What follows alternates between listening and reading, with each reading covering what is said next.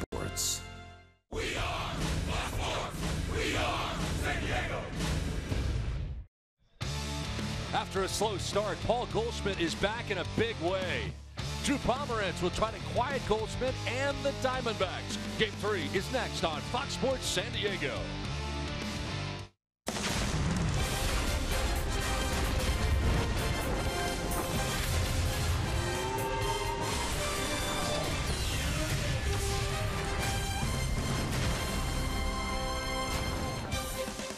Welcome to Chase Field from the desert in Arizona. It's the San Diego Padres at the Arizona Diamondbacks, and it's Game 3 of the 3-game series. Well, Yangervis Solarte has been red hot for the Padres over the last 3 games, a .429 average. How about 3 home runs fresh off the DL and getting it done? Welcome inside the broadcast booth, everybody. I'm Don Orsillo along with Mark Grant. Welcome to Padres baseball. Well, today a big game for the Padres after winning the first game of the series and coming back at a valiant effort in Game 2. Today is Game 3, and Drew Pomeranz on the mound for the Padres has been very good. You know what I love about this game of baseball? The uncertainty of it all. You never know where a player's going to be in spring training. You don't know if they're going to break the rotation, but Drew Pomeranz is really taking charge and taking the opportunity, and he's running with it. Now, the first 9-game start of the season, this is Padre history, going back to the old left-hander, Cy Young, Randy Jones. Look at the ERAs. Drew Pomeranz is right up there with a .87 over his last 5 starts, but 9 starts, 1.70. You look at the hits innings pitched, 53 innings pitched. Don, he's only surrendered 30 hits. He's in complete control, and it's not just one pitch. It's all of his pitches. He's getting ahead, and he's putting them away. One of the game's best players, the first baseman for the Arizona Diamondbacks, Paul Goldschmidt. A slow start, but he's coming on now. Paul Goldschmidt is one of those players, Don, that you know, it's as the summer heats up, I think Paul Goldschmidt will do the same. The first 15 games of May, almost non-existent. You didn't want to let him beat you because it would take maybe 1 pitch, 1 at-bat, 1 series to get this guy going. So the last 10 games, 364. Early on, he was taking mistakes. Now he's capitalizing on it. He had a cutter the other day out of the hand of Vargas. He crushed it. Paul Goldschmidt could be on his way. We'll see how they pitch him this afternoon. Well, this year so far, the Padres have had to use the disabled list so much, and it looks like they're going to do it again. We'll talk about another roster transaction for the Padres. News on Cesar Vargas when we come back after this.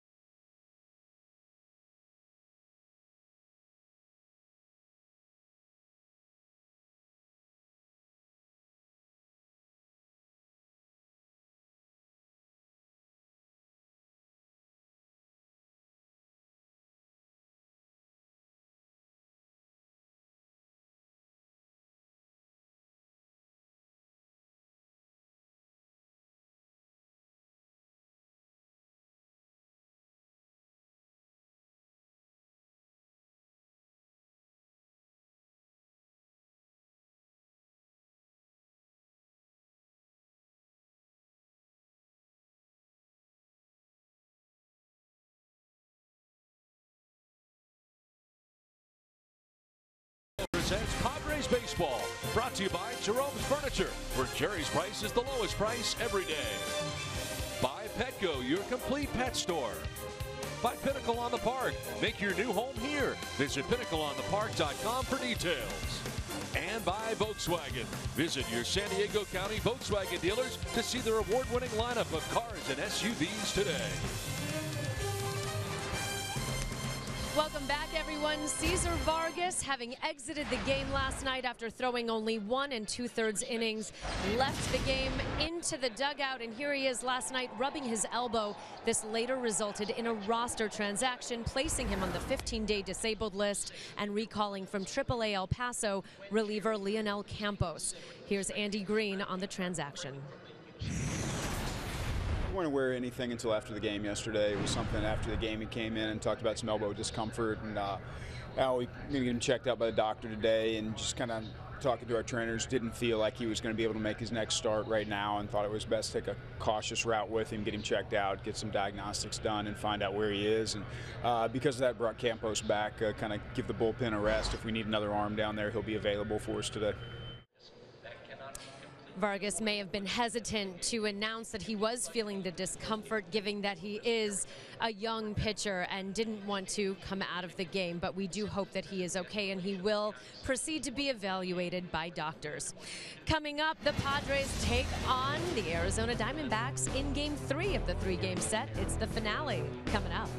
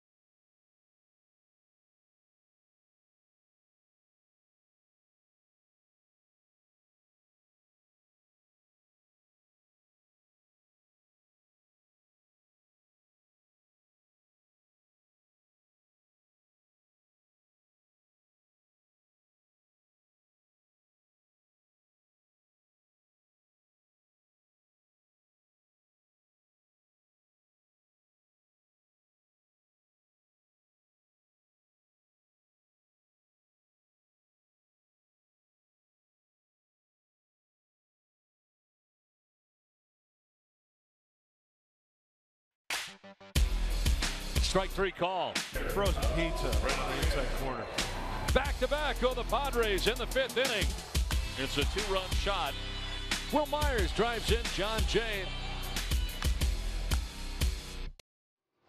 Well, it's been an eventful first 2 games of this 3-game series, and today the finale of the 3-game series. The roof is closed today as anticipated, a warm day outside. After the roof had been open for the first 2 games of the series, we played day baseball. As we check out the visiting San Diego Padres starting 9 today, brought to you by Toyota. John Jay leading it off and in center field, with Will Myers batting second at first base. Matt Kemp, who has homered in each of the first 2 games of the series, in right field. Yangervis Solarte has been red hot in the cleanup spot, hitting at .310 right now. Melvin Upton Jr. is in left, with Christian Bethancourt catching the day game after the night game. Alexei Ramirez at shortstop, with Alexi Amarista at second base, and Drew Pomeranz rounds out the starting 9. And making his third start, recalled for a second time, former #1 pick, 7th overall in 2011, is Archie Bradley. He's trying to establish himself, and he's really got an opportunity here with Shelby Miller going on the DL. He gets the start this afternoon. He's done everything he can in AAA, putting up good numbers. Now it's all about paying dividends at the big league level. Now John Jay leading it off, trying to get it started here for the Padres. And the first pitch of the ball game is in there for strike one. 92 miles an hour on that first fastball from Archie Bradley. Jay toting the 277 average coming in, and that'll grab the outside corner. So 0-2 here quickly to Jay. Bradley's second stint of the year up here in the big leagues. Made his major league debut last year for the Diamondbacks. Jay will swing and miss. Ball gets away from Herman, but he runs it down and throws out Jay. So strikeout number 1 for Archie Bradley of the day. Now defensively, from left to right across the outfield, behind Archie Bradley, Yasmani Tomas, Chris Owings, and Brandon Drury. Third to first in the infield, Phil Gosselin, Nick Ahmed, Gene Segura, and Paul Goldschmidt, with Chris Herman doing the catching today. The day game after the night game, so 2 new catchers in the ball game today for both the Padres and the Diamondbacks. Will Myers will take a look at strike 1. 265 average to start the day for Myers. 7 home runs, 21 runs batted in for the Padres first baseman. Got that upright stance, and we'll take a look at ball 1. But already right out of the gate, right field for the Diamondbacks. Drury, he is what, maybe 3 strides from the warning track? It's a chopper to third. Gosselin races in and throws in time to get Myers 2 down. It's time now for the tools of the trade, brought to you by Ram Trucks. Oh, I love home runs, and we know that chicks dig the long ball. How about Matt Kemp off of Zach Greinke? Look at where Greinke wants to throw it. Down and away. That's missing big time. And Matt Kemp deposits it in the left field stands. Home run number 12. Hitting the mistake. Hopefully we see more of that this afternoon and days to come for the Padre hitters. Now 2 down here in the first inning. A strikeout and a ground out takes us to Matt Kemp. 12 home runs now in the year for Kemp. Curveball that time in there for a strike, right at the bottom of the zone. And Kemp homering in the first game of the series on Friday night, followed it up with a first inning home run last night off Zach Greinke.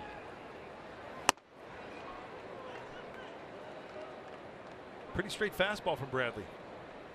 Good curveball. He also throws the changeup. And there's Judy Kemp, Matt's mom, taking in a big league ball game. She's always Judy Henderson, I stand corrected. Judy Henderson getting some pictures of Matt. Always at Petco as well.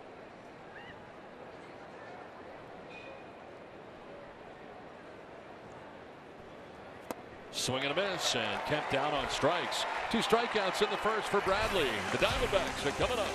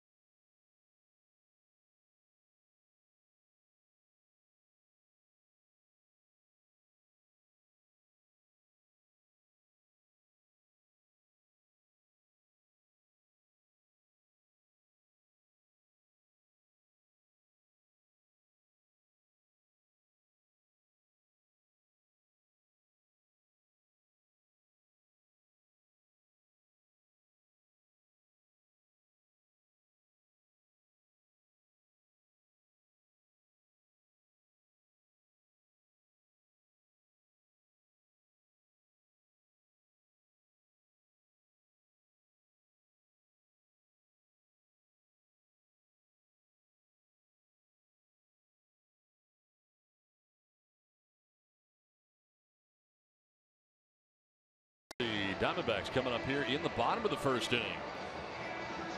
Diamondbacks lineup brought to you by Hyundai, as Gene Segura leading it off at second base with Phil Goslin at third, Paul Goldschmidt at first, with Brendan Drury getting the start in right field, Yasmani Tomas in left field, Chris Owings in center with Chris Herman doing the catching, Nick Ahmed at shortstop, and Archie Bradley, the number 9 hitter and pitcher. Scouting report for left-hander. Who says 13 is unlucky? Drew Pomerantz. This scouting report brought to you by Anderson Plumbing, Heating, and Air. He's been dominating. He's got the great curveball. He's got the good fastball command. Boy, hits to innings pitch have just been remarkable. 53 frames, only 30 hits given up by Drew Pomerantz. Really weren't sure what we were going to get from Drew Pomerantz to begin the year in spring training. A guy who was in the mix for the back end of the rotation for the Padres and made it out of spring training. And boy, has he been dazzling with that nifty 1.70 ERA. Segura, Phil Goslin, and Paul Goldschmidt here in the first. Segura, great pickup for the Diamondbacks. 307 average. Will pop for a leadoff man. 5 home runs and 24 runs batted in.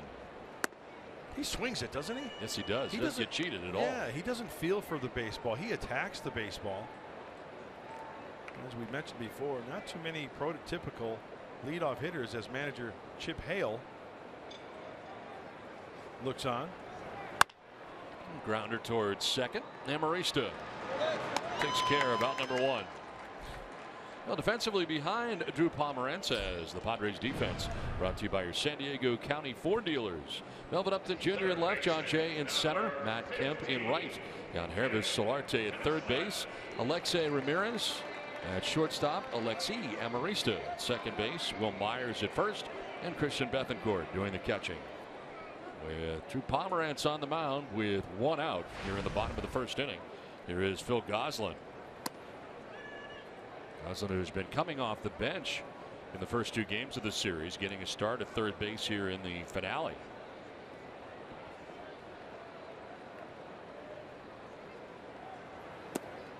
Padres will be heading to Seattle after the ball game today in Arizona. A home-and-home series coming up with their natural rival in interleague play.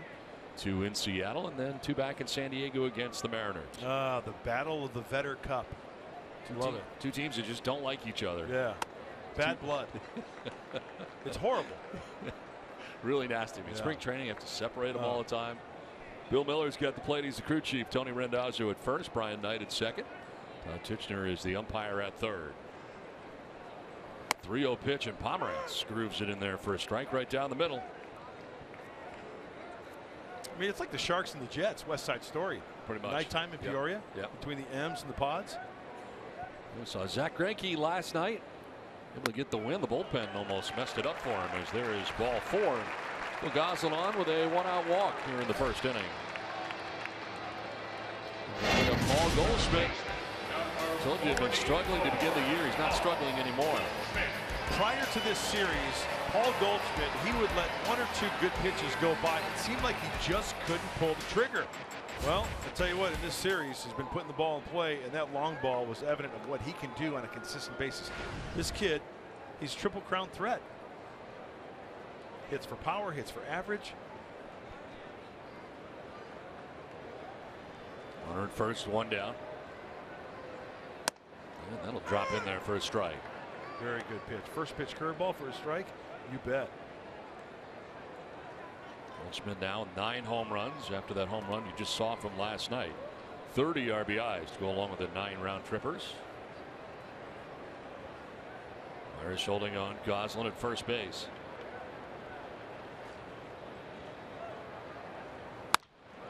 Carved foul down the right field line. You're talking about power for him being from foul pole to foul pole. The outfield here playing him to go the other way. John Jay with the right center field.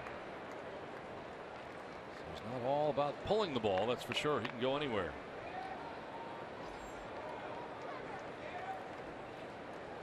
Pomerantz with that great 1.70 ERA. The record 4-4. Not indicative of the way that he has pitched.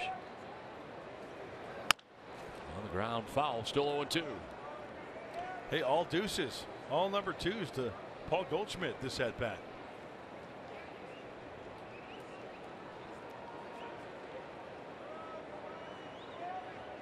Well, Christian Bethancourt is putting down the signs this afternoon. Oh, fastball away. Get it out there. Off the plate, maybe 2 baseballs width. See if he'll fish for it. Too far away that time. And for a guy who puts up power numbers like Goldschmidt, he's got a great command of the strike zone, too. Last year, 33 home runs, 110 runs batted in. Here comes the curveball. And a grounder by the mound up the middle into center field. Headed for third is Goslin. He'll get there. A good first to third running there. And all of a sudden, the Diamondbacks have runners at the corners with 1 down. Well, Drew Pomeranz had the right idea, so let's go back. Remember how they started him off? All soft stuff. 1 curveball, 2 curveballs for a foul ball, another curveball. Now he's going to try to make him fish for the fastball away. He ain't biting. And then this one, that's just good hitting by Paul Goldschmidt. He has to protect the 2 strikes. He knows he can throw the curveball for a strike, and he just plays a little pepper up the center of the diamond for the base knock. So first and third, 1 out here in the bottom of the first inning. And it brings up Brandon Drury. Moving all over from the infield to the outfield. Drury now in right field today. And a pitch blocked by Bethancourt. Pops up, bluffing a throw to third base. Catching the attention down there of Phil Goslin, who scampered back to the bag. Well, I've said it all along the series, Donald. If you keep Goldschmidt in the yard, hold him to a single, you're fine. 1 out, double play is in order. Drury has grounded into 4 double plays this year.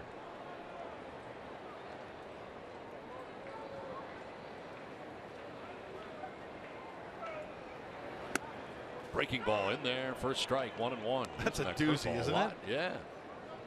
He's gone to it quite a bit here early. Wow.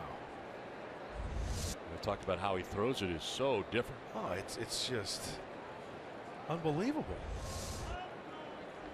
We can get that a little later. I'll tell you what, when he starts his 8th inning of work, we'll show it to you. Sounds like a broken bat. One hops out to short, to second for 1, on to first, and it's not going to be in time. Run scores as in from third is Goslin. 2 things there. Ball not hit that hard to Ramirez, first of all. And second of all, Amarista had a little trouble getting it out of his glove at second base. So reaching is Drury, and Arizona takes a 1-0 lead.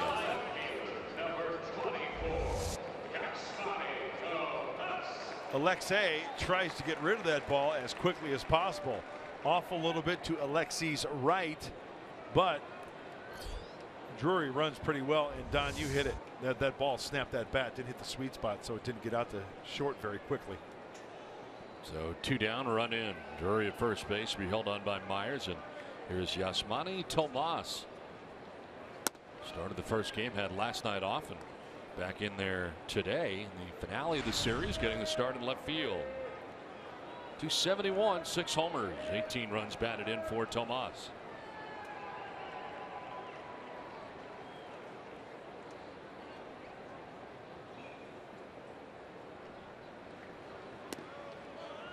Pomeranz giving up a run here in the first inning. Which had not allowed a run at San Francisco in his last outing. 7 shutout innings against that good San Francisco Giants lineup. To 111 pitches in 7 innings last time out.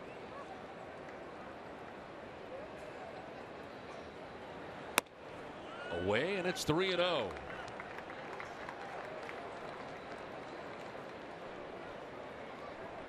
The line against the Giants ended up being a no decision. Back to the last 2 starts have been against San Francisco. At home against the Giants, who went 6 innings, giving up 2 runs. In the outing prior, it's the fastball in there for a strike. Nobody said this game of baseball was going to be fair. When you look at that line, you should crack open the paper the next day, look online, see a W. See a W next to your name.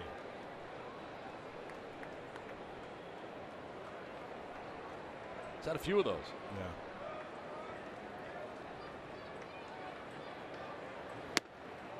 Good pitch, and that is called a strike. Full count. Strike zone a little wide there, starting to swell a little bit. Bill Miller, the crew chief, calling the balls and strikes today. Brendan Drury at first base, 2 down. Arizona jumping on top here, 1-0. Runner will get a start, and a foul to the screen. And he has to swing at that pitch because the one previous was a called strike. As far as ERA goes, Drew Pomeranz lowest earned run average this season. Kershaw on top, 1.48. You get Jake Arrieta, of course, last year's reigning Cy Young Award winner, right in behind him, 1.72. Pretty impressive list of names to be on for Drew Pomeranz. There is strike 3. Tomas gets the bad news from Bill Miller. He's rung up. The Diamondbacks get a run and take a 1-0 lead at the end of 1. Pomeranz with his first K of the day.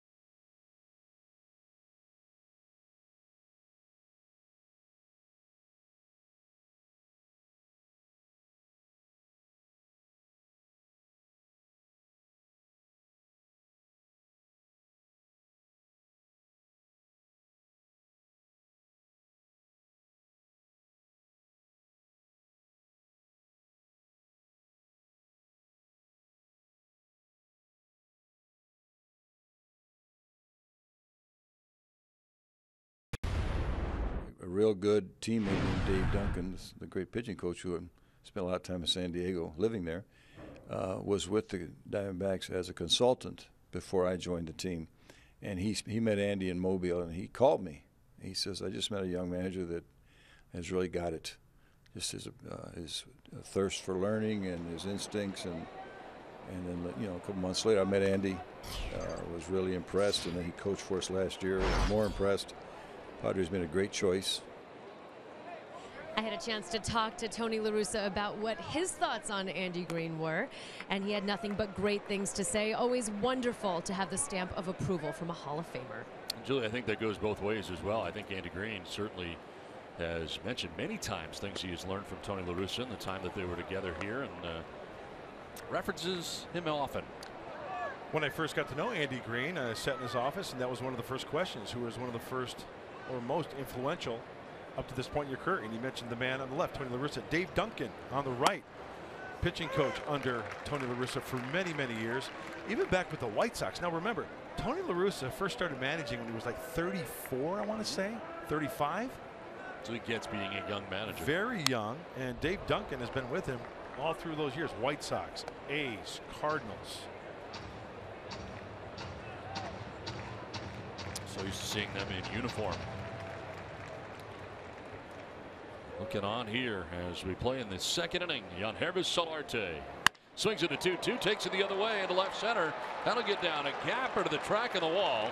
And Solarte scampers to second base. It'll lead off double to open up this second inning. How hot has Yangervis Solarte been since coming off the DL? Well, it's got double written all over it from the left side. And you know what's nice? Yangervis not trying to pull everything and going the opposite way.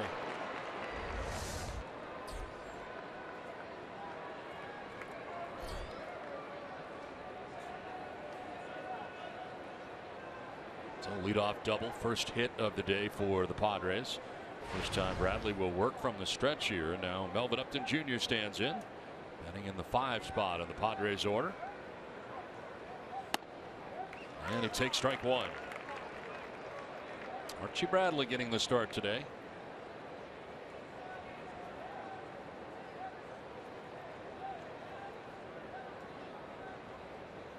Melvin Upton with 6 home runs, 21 runs driven in. And a strike called. 0-2. An Upton fan here. Oh, right field line behind that right field pole. We saw a retro Dave Winfield jersey as well. Pods representing out here in Copper Square. 0-2 is going to miss inside. 93 on the fastball by Bradley, but off the mark. How about the pitch selection for Archie Bradley? Fastball, heavy on the fastball, 75%.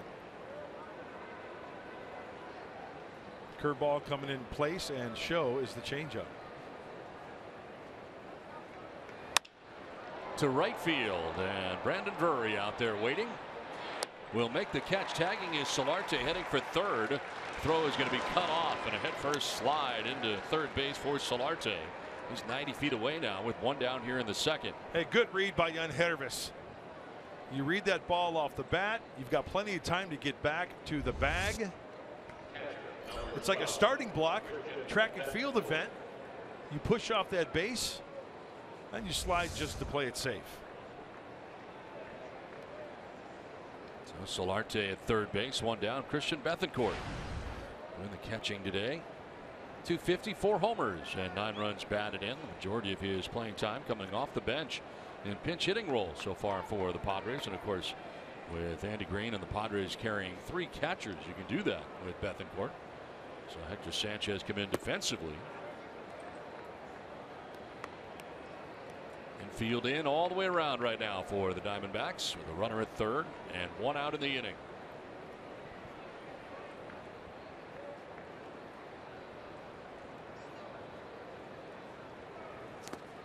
In the dirt for ball 2.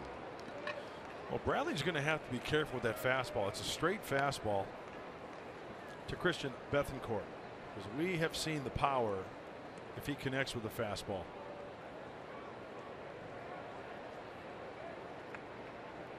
Walking lead for Solarte at third base. Good hitters count here for Bethancourt. 2-0.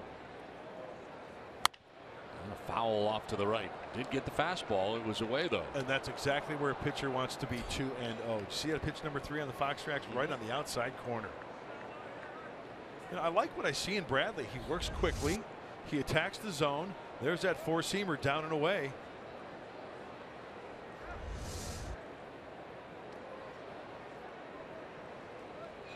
Bethancourt to right field, and that's going to get in for a hit. From third comes Solarte, and the Padres tie it up 1-1.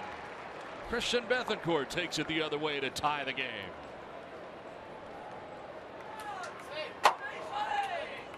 All rise. Bethancourt is now in session. Breaking ball. Taken the other way. Did you see him wait back a little bit? Almost like it just takes a little millisecond. Let it travel. Let it travel a little bit and try not to pull it. Oh, that's good hitting right there. See why Andy Green wants to get Bethancourt in as much as he can. Offensively, he's been very good from the beginning of spring training right on through. Alexei Ramirez stands in and takes strike 1. And Ramirez still looking for that elusive first Padres home run.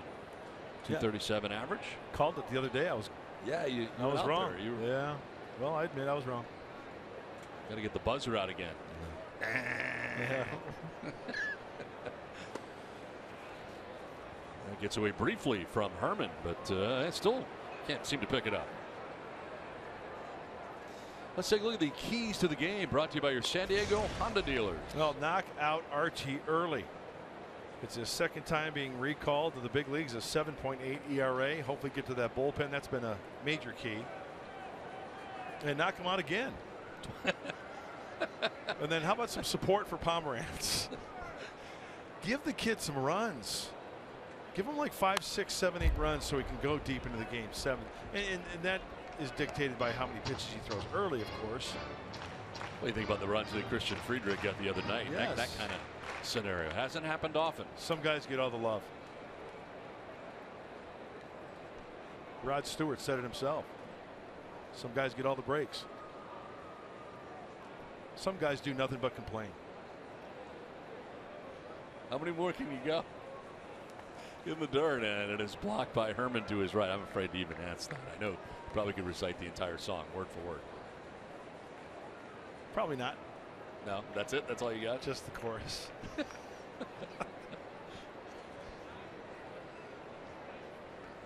One out, Bethancourt at first base. A run in for the Padres, and Alexei Ramirez with a count of 2-2.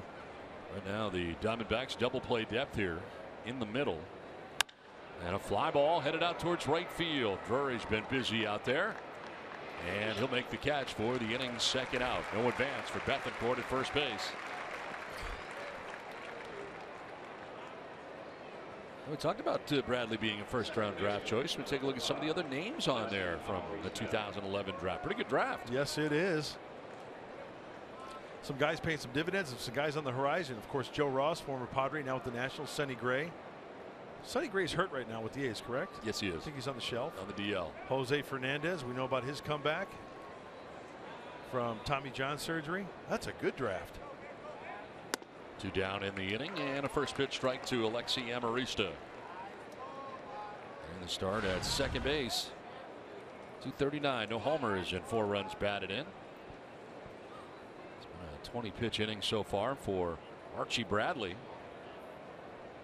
He's pitched 31 of his outing. And that's going to pick up the outside corner. And again, it's been a little bit of a wide strike zone. Cesar Vargas on the shelf. Speaking of pitchers going on the DL. Elbow soreness for him and placed on the DL. Lionel Campos called up from the El Paso Chihuahuas today. Yeah, he just wasn't sharp last night. It looked like that cutter didn't have that break to it. It was just kind of rolling up there. Didn't have the consistent curveball. So the Brasso of Vargas feeling a little Malo today. So he goes on the DL. Brasso arm. Malo bad. Feeling bad.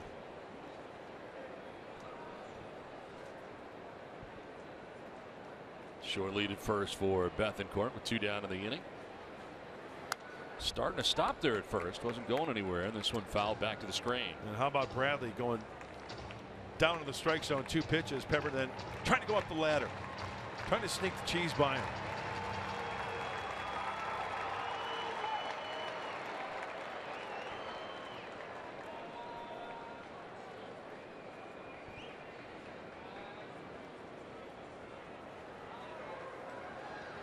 Swing and a miss on a pitch in the dirt. Herman's going to throw him out, and he will to end the inning on the strikeout. But the Padres get a run to tie the score. Christian Bethancourt with single to right scores Yangervis Solarte. 1-1 the score from the desert.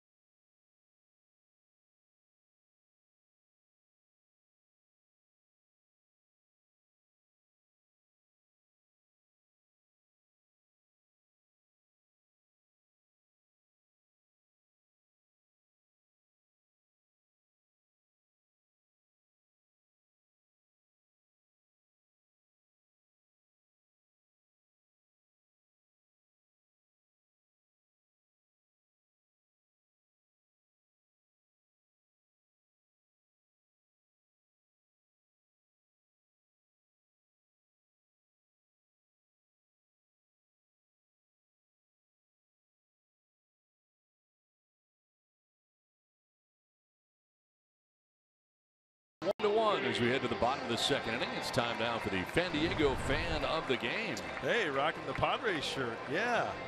Rooting on the Padres in the desert. Oh, yeah, rocking the 24-ouncer. Yeah. How you doing? As we head to the bottom of the second inning. See, Padre fans and Diamondback fans can coexist. And just, yeah. It's not a problem. Wearing it proudly. You bet. And Chris Owings leading it off. Chris Herman and Nick Ahmed.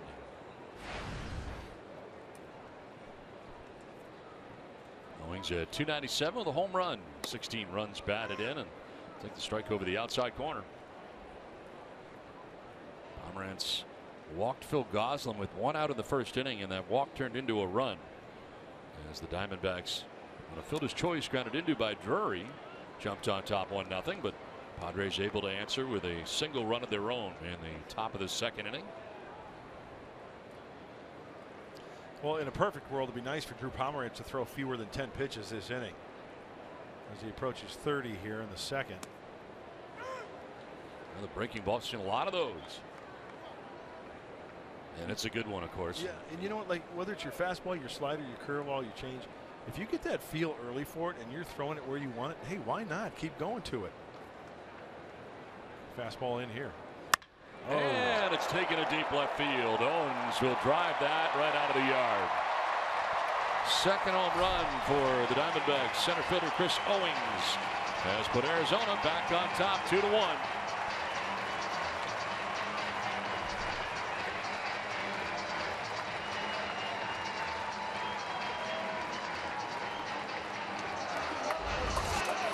Well, the tough thing here is that he had him in the hole 2-2. He wanted to bury the fastball in, and I tell you what, Owings was very short and quick to that baseball. You know, they always say that guys that flare balls the opposite way, oh, that's good hitting. Well, you know what? That right there was good hitting. He just didn't get it in enough on the 2-2 fastball. Now Chris Herman batting, the catcher. 307, 5 home runs, 19 runs batted in.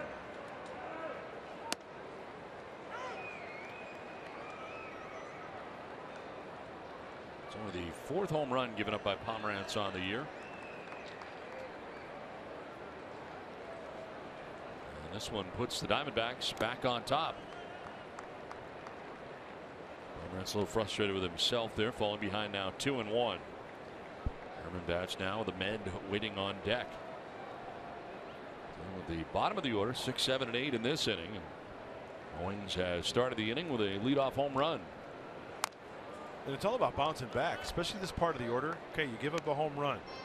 Yeah, it's going to happen in this ballpark. It's going to happen in any ballpark, but you have to erase that, go back to your strengths, and try to get out of this inning with just that single run.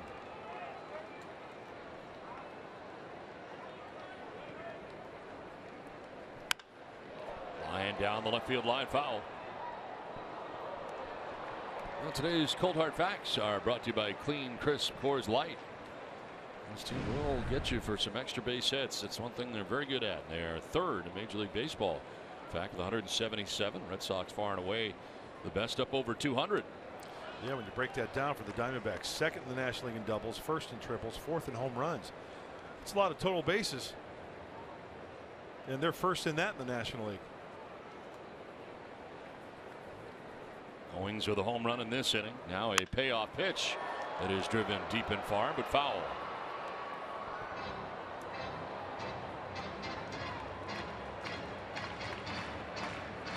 Owings, not a guy who you generally think of when you're thinking about power. 2 home runs in his last 309 plate appearances.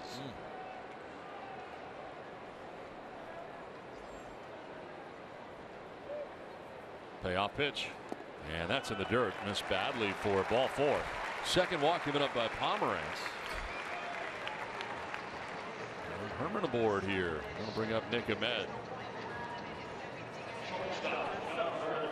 Good look from high atop Chase Field here in Arizona.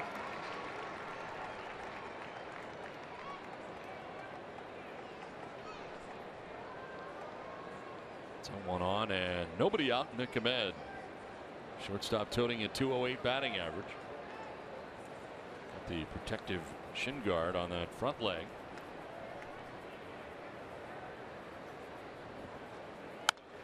And a pop-up foul off to the right out of play. He's played a pretty good shortstop here in this 3-game series.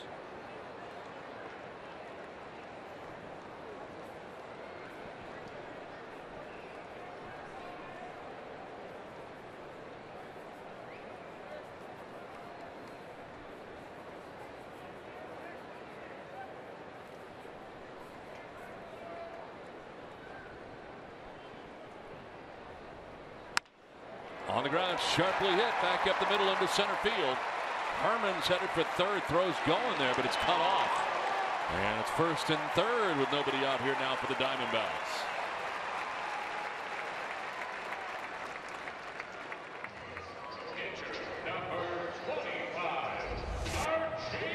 Let's see what pitch this was. Oh, it was a curveball. Just caught too much in the plate, just above the knees as well. And that's the pitch you got to be careful with. It better be buried inside. That's leaked over the heart of the plate. Speeds up the bat of that hitter. Easier for them to put that ball in play. So after the home run, a walk and a single. The Shriners meeting on the mound there.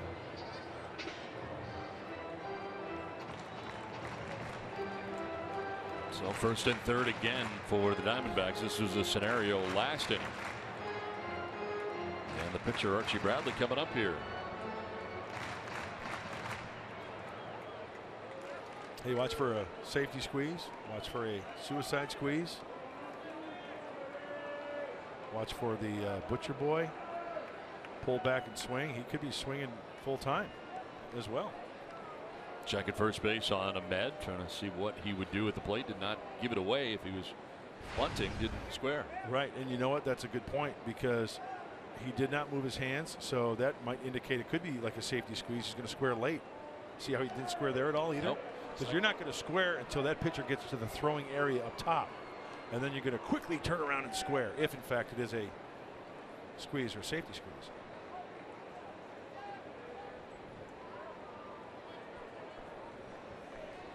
I'm smelling something here.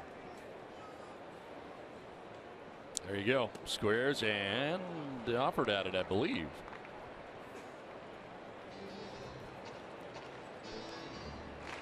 No one won the count. So it's going to be the safety squeeze if he got it down because Herman remains at third base, was not running. Keeping a close eye on the pitcher batting right now, Archie Bradley.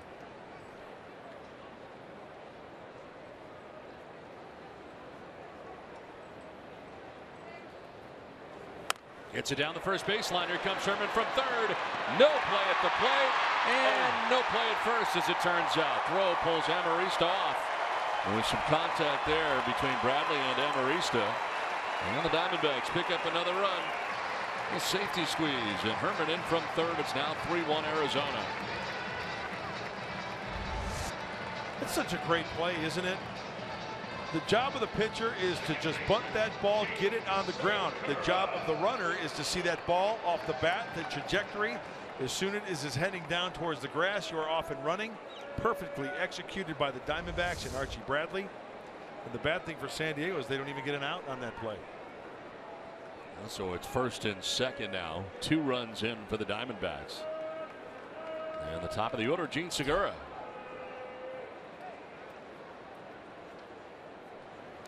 In the dirt, Bethancourt blocks it. Runners are on the move, and they're going to get there.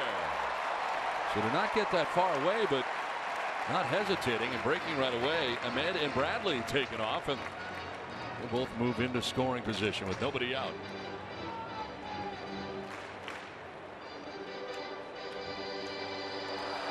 Well, that's the one of the things on the breaking ball that you have to be worried about.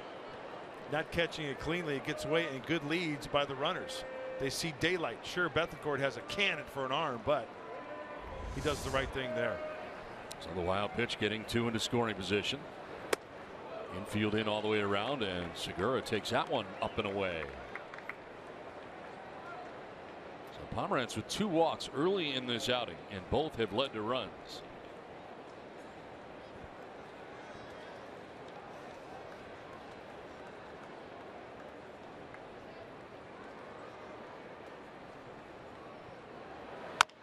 On the ground, softened towards third. Runners have to hold, and Solarte fires across for the out. So Segura retired. There's the first out, and infield in worked there for the Padres. Nice, good breaking ball, sharp breaking ball down to the zone. So one out brings up Phil Gosselin. Walked and scored in the first inning. You know, Don, when you look at the line, we talked about the ERA for Drew Pomeranz, but the walks have been kind of a flip of the coin, kind of up and down. 3, 3, 3, 3, 1, 3, 3, 2, 4. So kind of inconsistent in that role, but hasn't really let the walks bite him. Down and in for ball one. I guess the bottom line is he's made some big pitches when needed after a walk. Hence the nice ERA. He threw 22 pitches in the first inning. He's thrown 22 pitches here in the second inning. Has only one out so far here in the second. Pitch 45 coming up here for the lefty with the infield in all the way around with one out. And runners at second and third for the Diamondbacks. In there for strikes, even the count.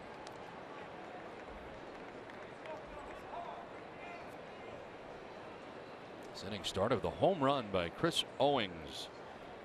His second home run of the year.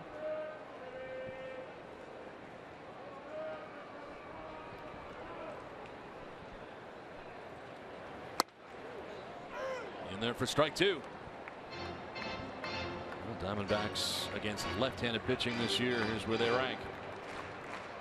At the top, near the top.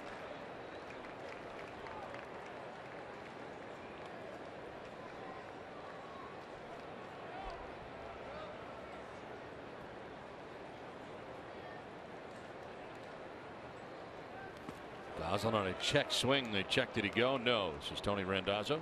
See how quick to the baseball on that pick Bethancourt was, and then the tag, and let the umpires sort it out. Yep. He's fun to watch back there. He is. And as you mentioned, has a great arm. Not afraid to throw to any base at any time. Hey, and in a situation like this, you never know. You throw behind a runner to try to get an out. That's why the runners have to be ready to go. To second base, coming home with it is Amarista, and the tag is not in time. Just saying he's safe. Getting a face full of dirt there on the slide was Ahmed, who has been called safe on the field right now and has given the Diamondbacks a 4-1 lead, even with the infield in, and Amarista coming home. Apparently eluded the tag. And immediately Christian Bethancourt was pointing towards the dugout to have Mark McGuire, one of the coaches, get on the phone to see what they got.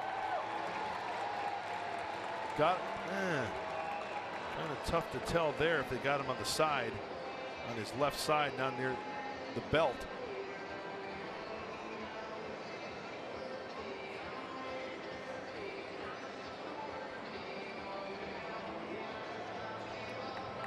It looks like the Padres are going to challenge here. You know what? For an umpire, that's a tough call. That is a I'm tough going to go call. out there and that is. You've got a runner coming in full bore. You've got a catcher catching a baseball, and with the swipe tag, how can you determine when the hand hits the plate and then when the glove hits the runner? It's really tough. That's a tough call.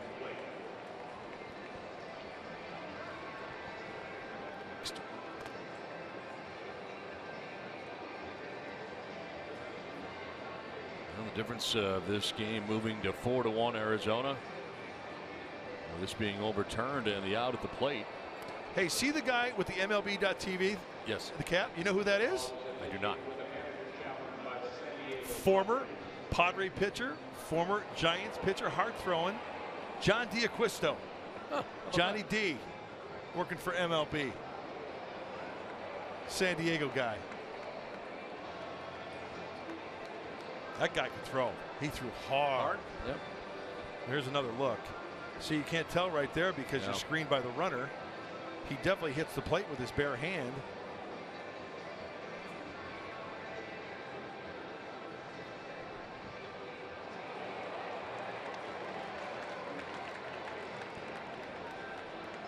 Right now the call in the field is that he was safe, and they're still taking a look at this. About a minute and a half deep into this.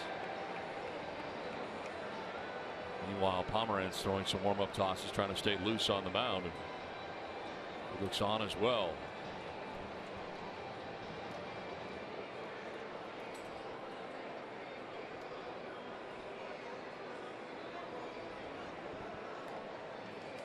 And he's still safe.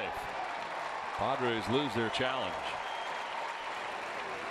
So Goslin reaches at first base. Ahmed scores from third, and it is now 4-1 Diamondbacks. Taking third base was Archie Bradley.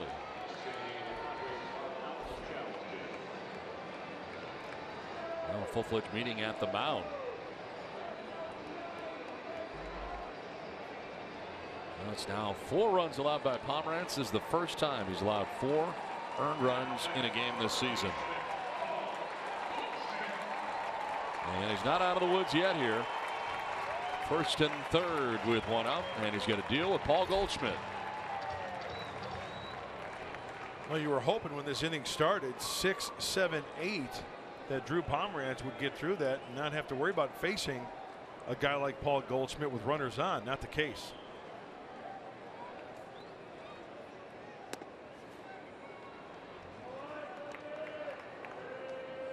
Goldschmidt with a single to center field in the first inning. Getting his second look at Drew Pomeranz today. 18 RBIs with runners in scoring position for Goldschmidt. To right, Kemp going back, still going, and he can't get it. Up over his head. Kind of got twisted up out there. Bradley will score. Goslin coming around from first. Throw will be not in time. 2 more runs in now for the Diamondbacks, who take a 6-1 lead. It's been a big inning, scoring 5 times so far here in the second off Drew Pomeranz. Well, I think the sleeping giant has just awoken. Curveball. How many right-handed hitters with the physique of Paul Goldschmidt take a breaking ball in from a left-handed pitcher and drives it like that to the opposite field? My goodness.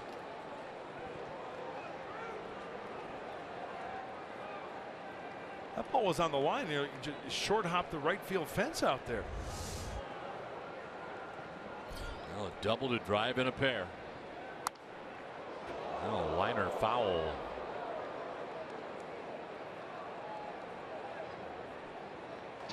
Carlos Villanueva up in the pen. Rapid fire right now.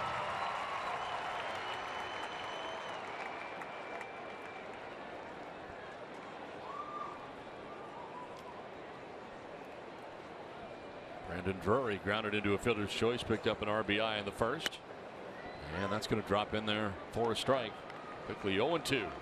Yeah, Luis Perdomo, he's unavailable. 2 days in a row. He pitched, remember, he pitched the 9th on Friday. He pitched to 5 hitters, gave up the home run, hit a batter. And then last night, pitched 2 1/3. Of course, just added Lionel Campos. You'd think he would be a candidate. 0-2 pitch. And a swing and a miss. That one by him. So 2 down in the inning as Pomeranz picks up his 2nd strikeout of the day. It's been a big inning for the Diamondbacks after scoring 1 in the first, 5 in the second.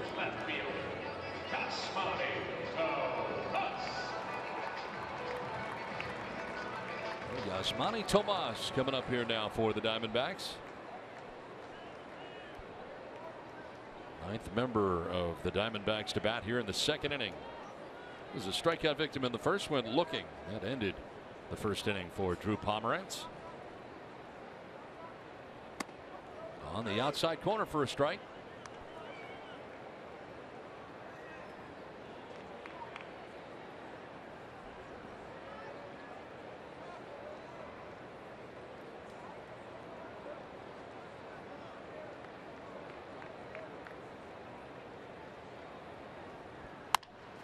Chopper right side. Amarista plays the high hop and throws out Tomas, but the damage done. Diamondbacks score 5 times, take a 6-1 lead.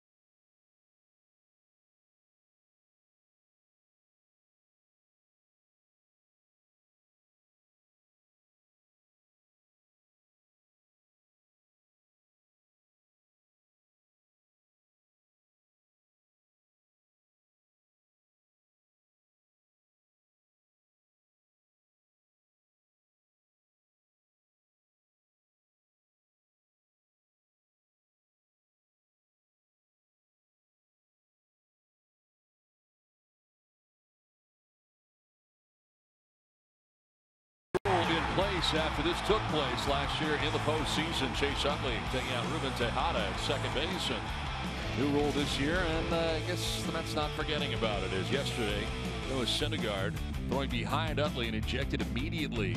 This was the 6th game between the Dodgers and the Mets before this finally happened. And of course, Terry Collins also got ejected as part of that brouhaha yesterday. And Syndergaard throwing behind Chase Utley. I thought it was Brew, but Syndergaard got thrown out. Probably should have been a warning there. Yeah, first, he didn't hit him. Threw behind him, sure. But to immediately eject him? A little quick. I guess the history precedes itself, though. Yeah, there. but you can't, in my opinion. You can't, I mean, it's just frustrating when you see that. And the Pomerantz strikes out Fortes for Bradley. Now has a 5-run lead to work with. There has to be a warning issue, I think. That's just one man's opinion. One down here in the 3rd, and John Jay coming up. Jay struck out swinging in the 1st inning, one of the 4 strikeouts for Archie Bradley today. What do you think, Donald? To center, and Owens is going to have that fall in front of him. John Jay has got a base hit. That is now 3 hits in the game. Still talking about Syndergaard? Yeah. I think there should have been warnings handed out, Yeah. especially if they didn't hit him. Right. They missed. Even if he hits him, you warn him. I don't know about that. Why? I think the difference is if he hits him, then you got to. I mean, I think it's clear. I think it's clear that there's no question that he threw at him. So if that's the case, probably should be ejected. I mean, that is the rule, and that's why they took the warnings out. You don't have to have warnings anymore if you think it is obvious that he's throwing at him. And I think it's fairly obvious. I think that one got away from him. That's what he said afterwards. Did he really? That was his quote. It got away. Of course it did.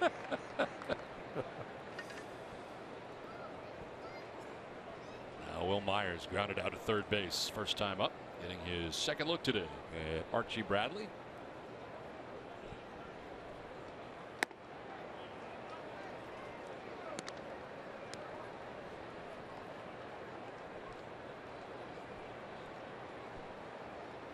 You take that back even further, and I still think that Chase Utley slide was ridiculous. I do too. And you know what? There's a lot of people out there who say, oh, that's just good, hard, clean baseball. Yeah. No, that was a long dart. That was a tackle. Yep. It wasn't even a slide. That was a cheap shot. And you know, and don't tell me, you know, back in the day, there's footage of Hal McRae going into Willie Randolph that knocks him into left field, literally. Ty Cobb. Yeah. Spikes up. But you know what, though? That's I still think you can play the game clean and hard without doing stuff like that.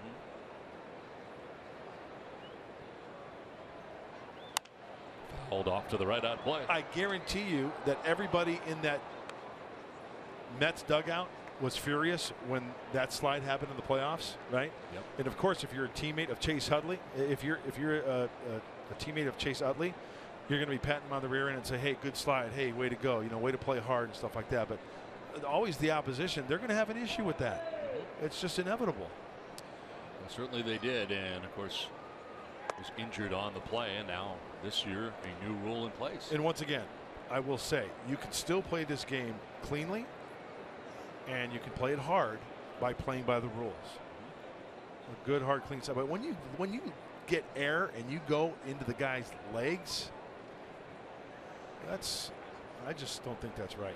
Do you think they made a mistake by making the new rule this year and not kind of leaving it the way it was? I think it should be a little bit more lenient rather than I think you should be able to go to the bag and still be within an arm's reach of touching the bag. Now, if that's the case, the umpires have to stick to it.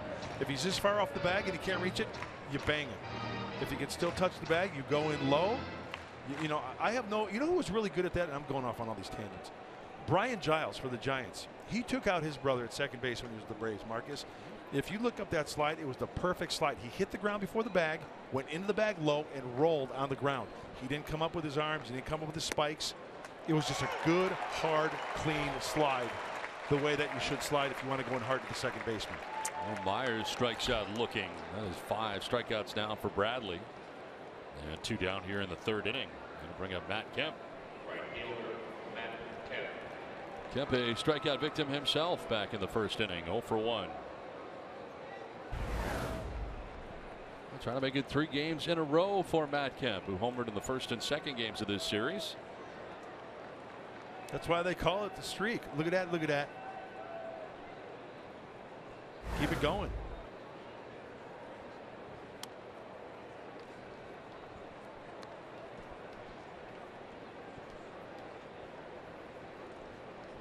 John Jay at first base, 2 down here in the 3rd inning. Padres with work to do. And speaking of Jay, they'll check on him.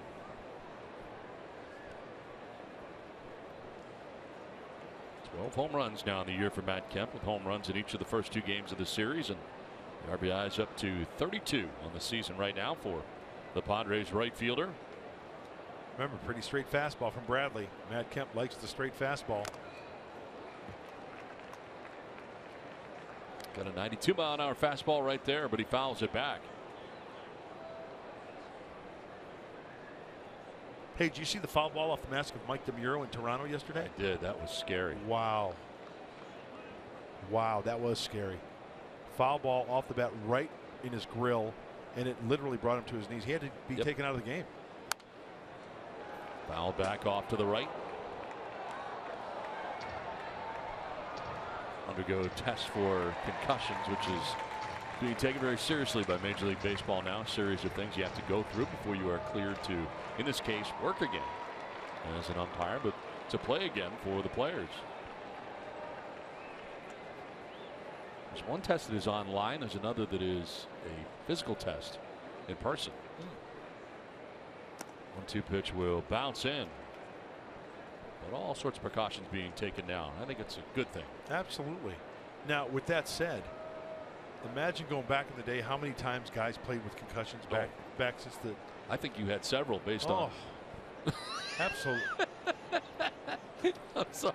Yeah, no, I know. It explains everything. I'm cloudy as it is already. What you are, you know. It's unbelievable. Yeah. This is in the air foul off to the right. Many times you ask me, hey, what's today? I have no idea. I have no idea. It ends in a Y. That's about all I know. I will say this about you, which is amazing, because I'm having a chance to travel around in different ballparks with you. You remember everybody's name in every ballpark, from whether it be, no matter who they are, you know everybody. But yet, if I challenged you what you had for lunch yesterday, you couldn't tell me. It's amazing. Uncanny. Left side to third. Gosselin's throw is in time. Gone are the Padres in the top of the 3rd. It's 6-1. I had a tuna sandwich yesterday for lunch.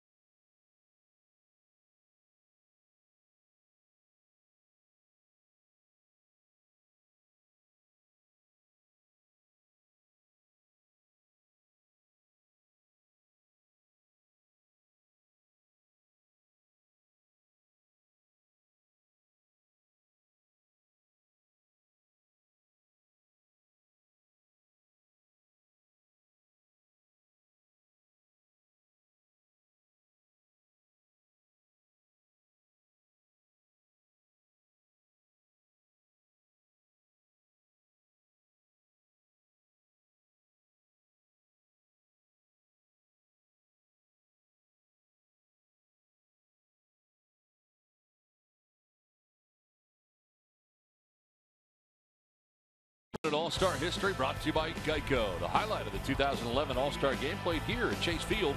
Game of the 4th inning as Prince Fielder drilled a 3-run home run off Rangers' C.J. Wilson. The home run would help propel the National League to a 5-1 victory, and Fielder would be named the game's MVP. Long ball was the first home run ever hit by a Milwaukee Brewers player in an All-Star game. That surprised me. All the great power hitting Milwaukee Brewers. Prince Fielder with the only home run. Yeah, I'm thinking Gorman Thomas, and I'm going back. But Robin Yount. yeah, Ben Ogilvy. He led the AL one year in home runs. Think of all Harvey Keene's years, the Harvey Wallbangers. Yeah.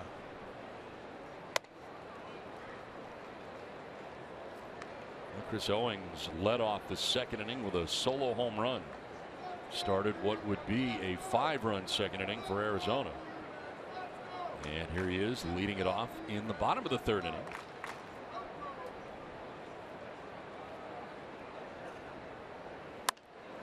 Fouled off to the right, out of play. I wonder if Gorman Thomas was an all-star as a Brewer. That's what we would have to check, because I know when you think of home runs, you think of Brewers. I think of Rob Deere, but Rob Deere never made an all-star team. So we'd have to check Brewers in the past that have made the Midsummer Classic. But you're right, Yount, Molitor. Owings strikes out this time. That is the third strikeout for Pomerantz, and the first out here in the home half of the third inning. Catcher, Chris. So one down brings up Chris Herman. Get your game break coming up soon with Mike Pomerantz, Mark Sweeney. Yankees and Rays playing today.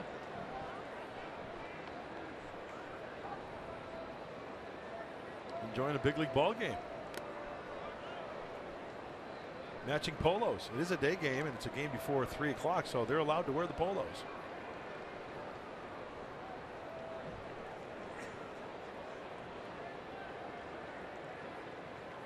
Herman walked his first time up, came around to score.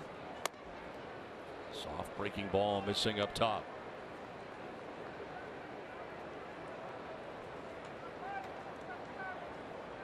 Tenth start of the season for Pomerantz, and to this point his toughest.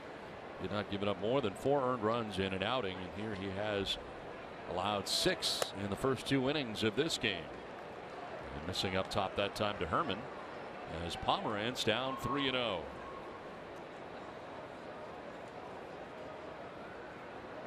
Nick Ahmed waiting on deck, and that's ball 4. 4-pitch walk. The majority of those pitches have been up in the zone too, so Drew Pomerantz is going to have to make an adjustment, try to get a grounder. There's a lot of walking every inning so far today, and that's the second time that Chris Herman has walked on the day. 1 out, 1 on. Nick Ahmed coming up. Single to center, came around to score the 4th run.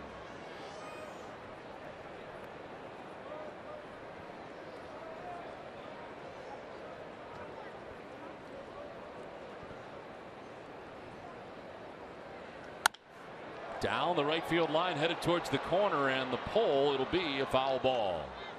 Reynolds around down there in that right field corner. Slicing away, and Ahmed has to come on back.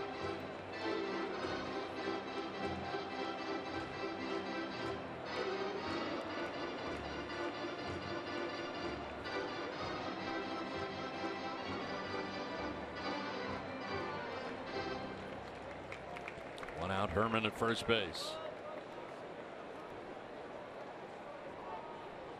Number 8 hitter Nick Ahmed batting here.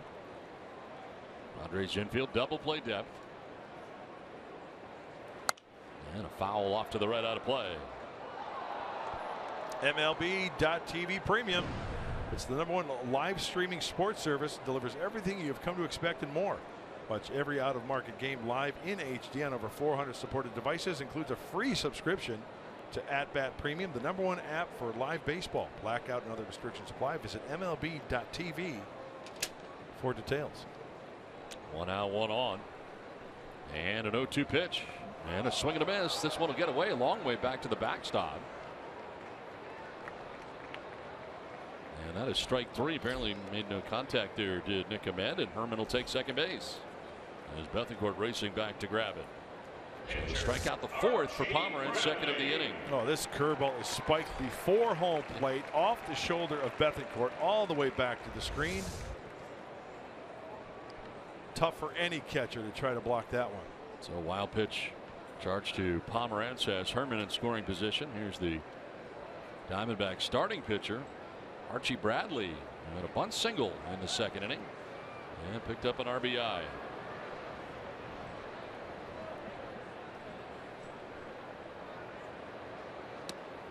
And the breaking ball in there for strike one.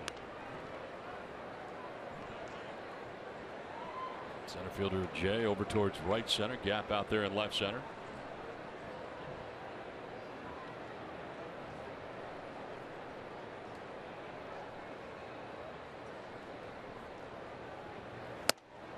That one's by him. Back to the fastball at 92. Hey, when you throw the curveball for a strike and then you throw the 92 looks like 98.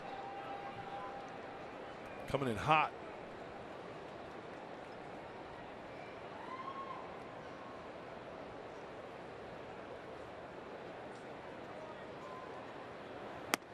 Curveball for strike three gets him, and Pomerantz ends up striking out the side now at 5 Ks. That's been all Diamondbacks on top 6-1.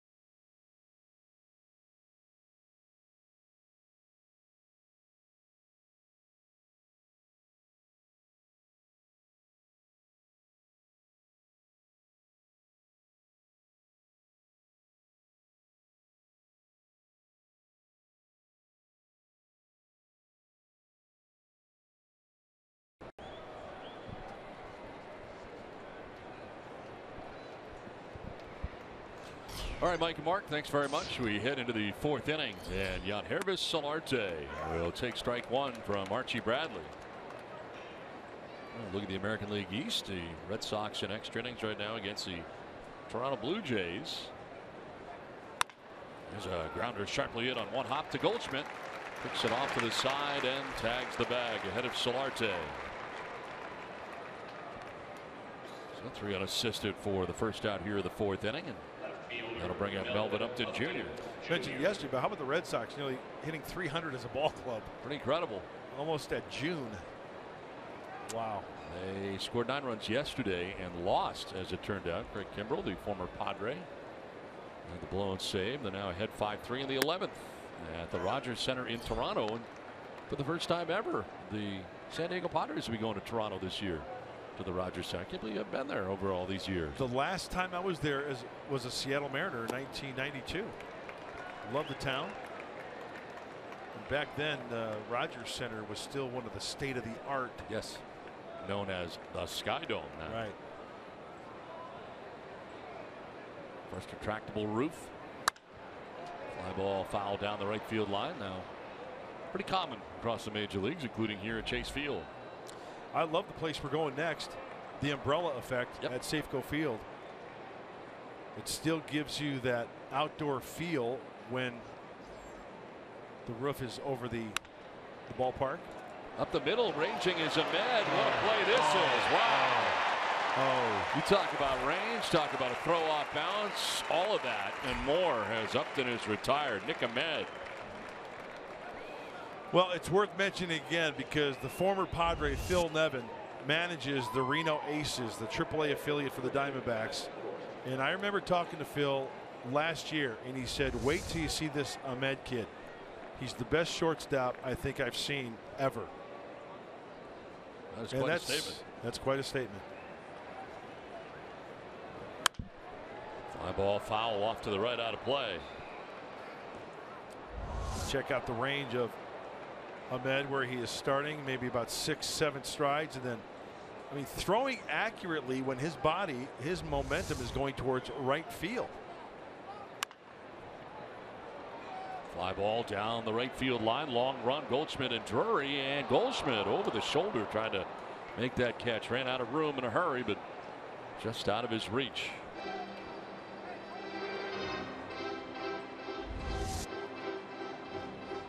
Flash look. He had plenty of room. Easier said than done, right? Yeah, tough to tell how much room he had, even though you're right.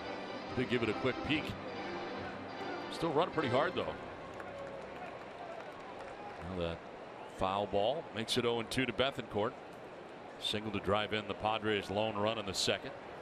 Now a grounder left side. The third baseman Goslin plants and throws low, but dug out nicely by Goldschmidt on the backhand. Padres down in order and trail 6-1.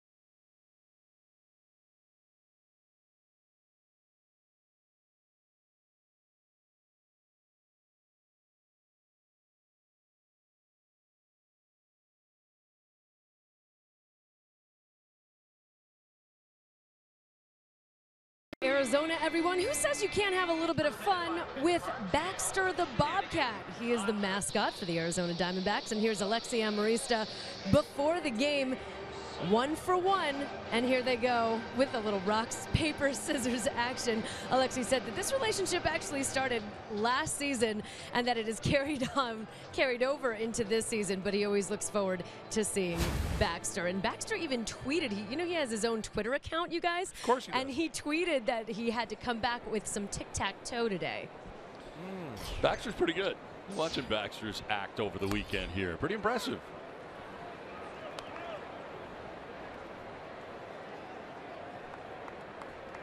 On top of the order, Gene Segura leading it off here for the Diamondbacks. Last of the fourth inning. He has grounded out twice. Takes a hack there. That pitch in is down 0-2. Segura, Goslin, and Goldschmidt. It's 1, 2, and 3 in this Diamondbacks order. They scored a run in the first, 5 in the second. Enjoy a 6-1 lead here into the bottom of the fourth, and a swing and a miss And a strikeout for Pomerantz, who's starting to rack them up now. That's 6 Ks, and he struck out the last 4. Well, it's worth another look. Trying to battle and trying to keep the Diamondbacks at 6. Boy, that's nose to toes. That's a good yacker right there.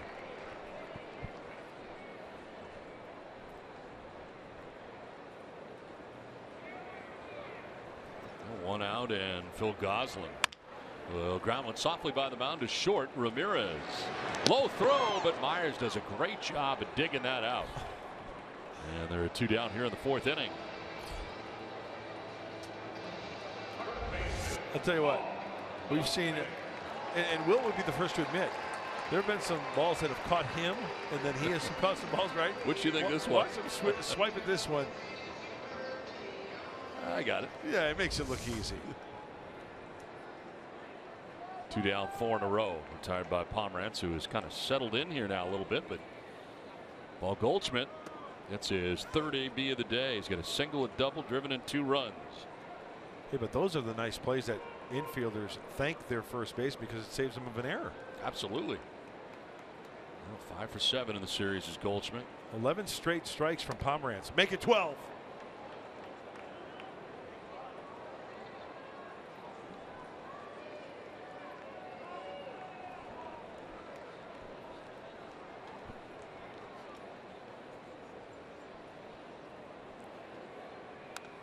Foul back, make it 13.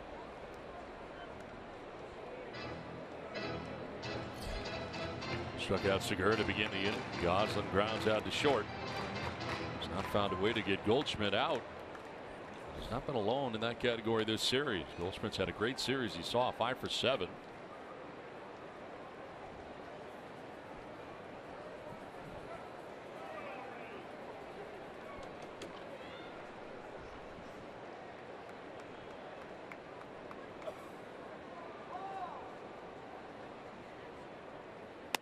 That'll sail away. 1 and 2.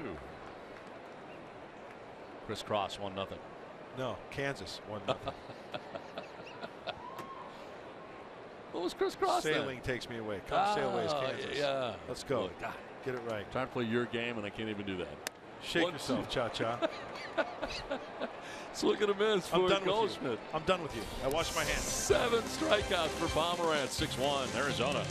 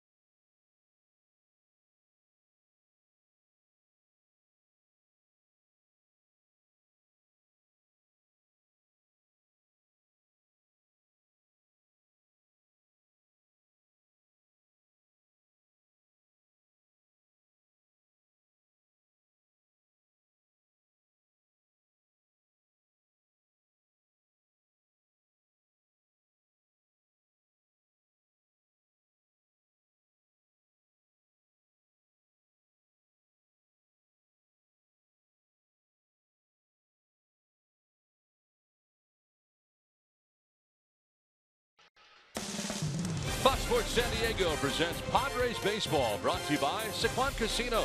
Sign up for the new Padres Club Card today. By Mercury Insurance. We're on a mission to save you money. Log on to mercuryinsurance.com today.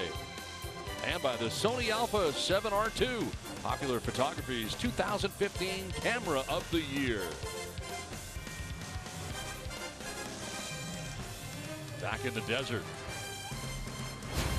There it has favored the Diamondbacks today. Arizona on top 6-1. And a curveball will miss to Alexei Ramirez, who leads it off here in the 5th inning. Fly to right in the 2nd, 0 for 1.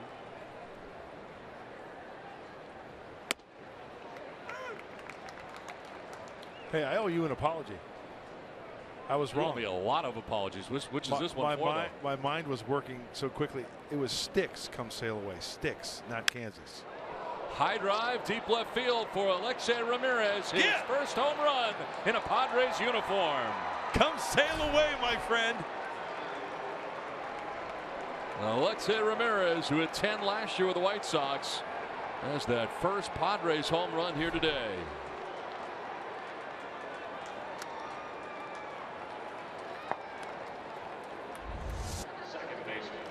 And it was a fastball in, up and in a little bit.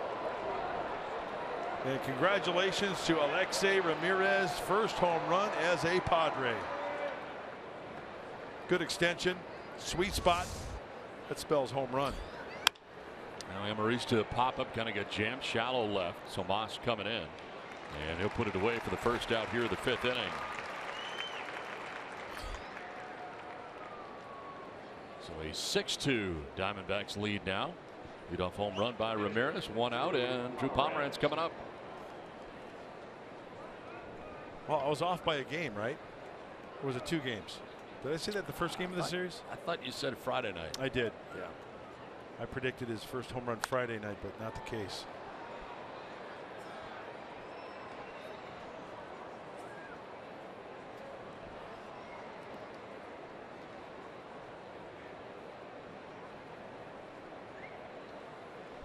Swing and a miss for Pomeranz, who struck out swinging in the 3rd inning.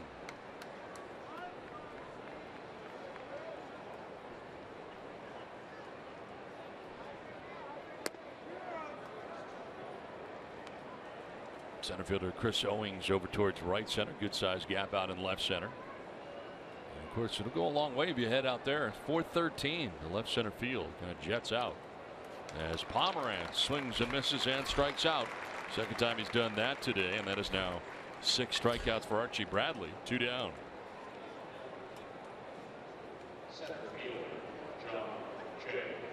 Top of the order, and John Jay. Strikeout victim in the 1st, single to center in the 3rd. The gaps here, they really do jet out. 413, right center, left center. That'll go a long way. That's why if the center fielder, in this case Chris Owings, if he's playing on the shallow side and you get something on the line. Oh. Line to Goslin, to the backhand he goes to reel that in and to end the inning. Home run for Alexei Ramirez in the inning. It's 6-2 Diamondbacks.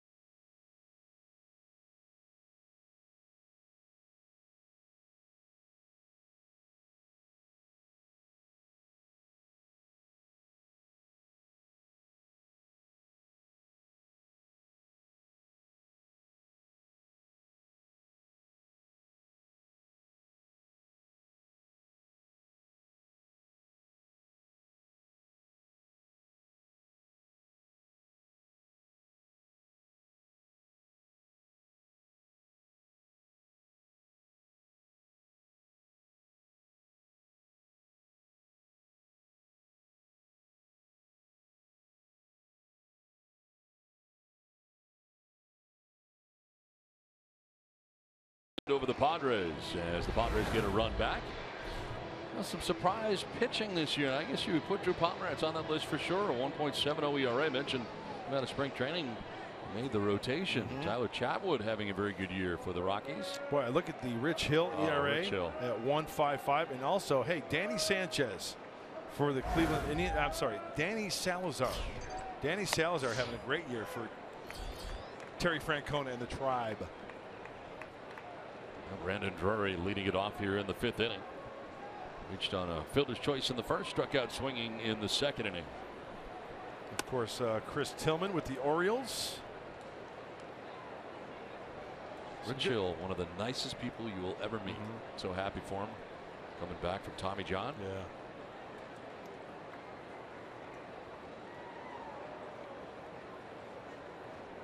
Drury 0 for 2.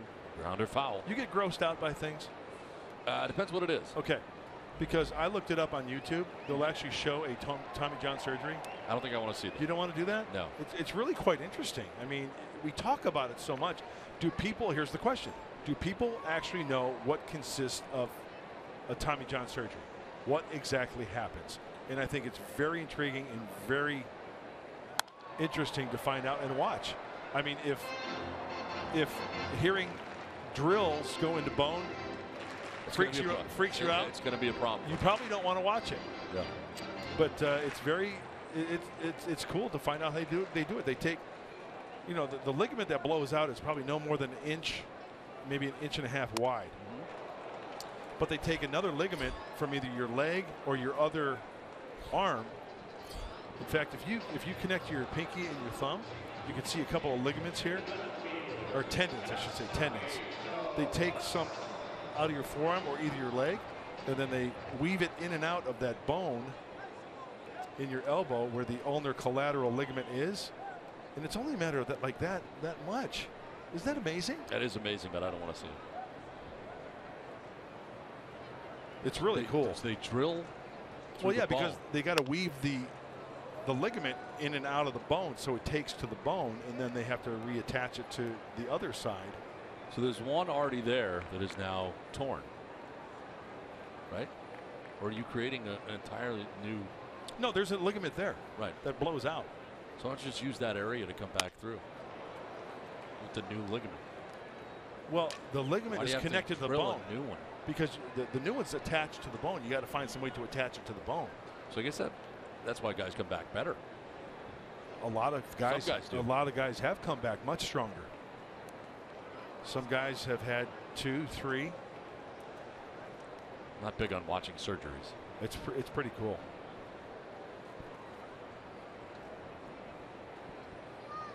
You did not have Tommy John, right? I did not. I had labrum fray in my shoulder.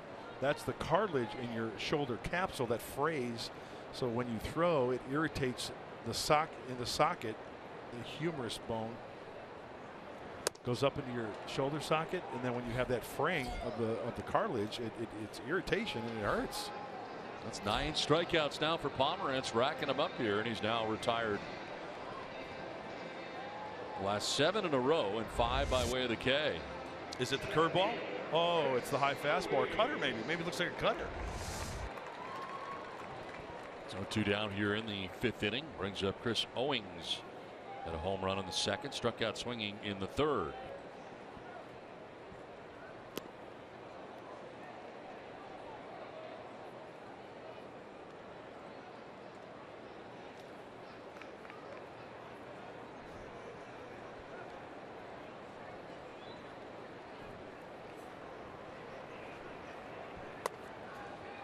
Pomeranz elevating and missing, even the count at 1-1.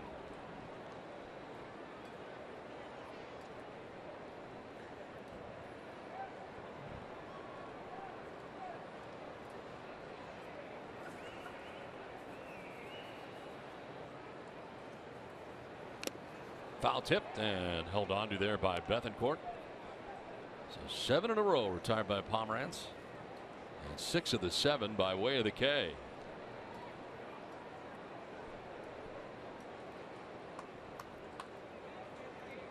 One, 2. Did he go? They'll check. No, he did not. There's the check with Tony Randazzo, first base umpire.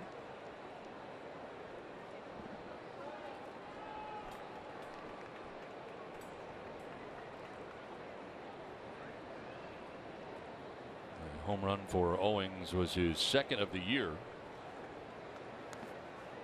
Hey, stay tuned. Next half inning, we're going to talk about appendicitis and how to take out a ruptured appendix. By the way, we have a great crew here in Arizona, and a lot of people have been asking about this guy right here. Yes. Turn around, Russ. This is Russell Brooks. He's our statistician. He's an ASU grad. Go Sparky. And we just want to say thank you, Russell, for all you do. He does a tremendous job. Russell's a good kid. So a lot of people have been asking, hey, who's that guy in the background that's laughing at Mud's tired jokes? He finds you funny. Well, he's an easy crowd. Well, thank you, Russ. You're awesome. Good job, Russ. Way to work. Now a 2-out walk here, and the 4th walk allowed by Pomeranz. Chris Herman coming up has walked twice.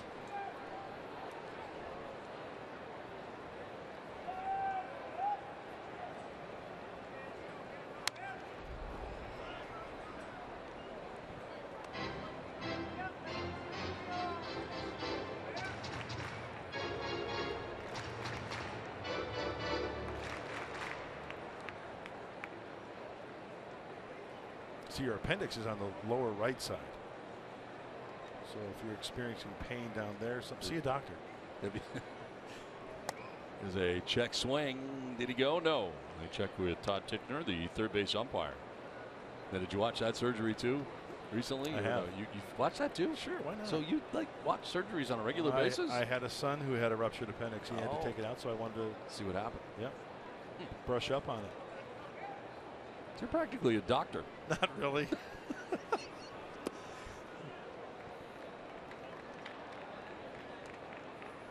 Two and one here to Chris Herman.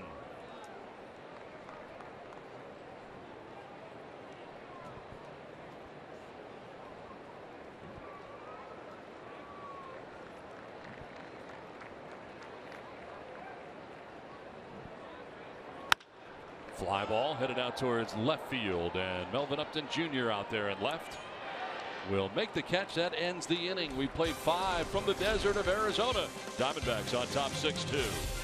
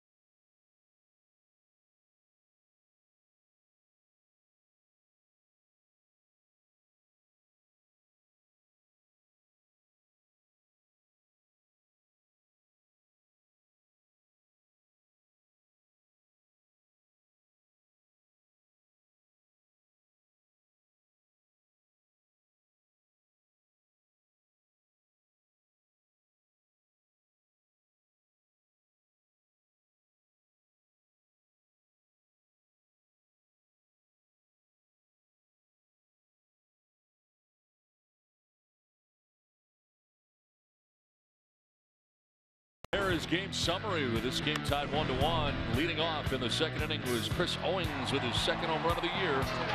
All part of a 5-run second inning and a bunt safety squeeze for Archie Bradley that leads to a run, and safe at first was Bradley with an RBI single, as it turned out. Goslin to second base, and a play that was challenged as the Arizona Diamondbacks took the lead. And this liner for Paul Goldschmidt up over the head of Matt Kemp leads to 2 more Arizona runs. And a 6-1 lead at the end of 2. Alexei Ramirez with one of really a couple of highlights for the Padres in this game, and his first home run in a Padres uniform for Alexei.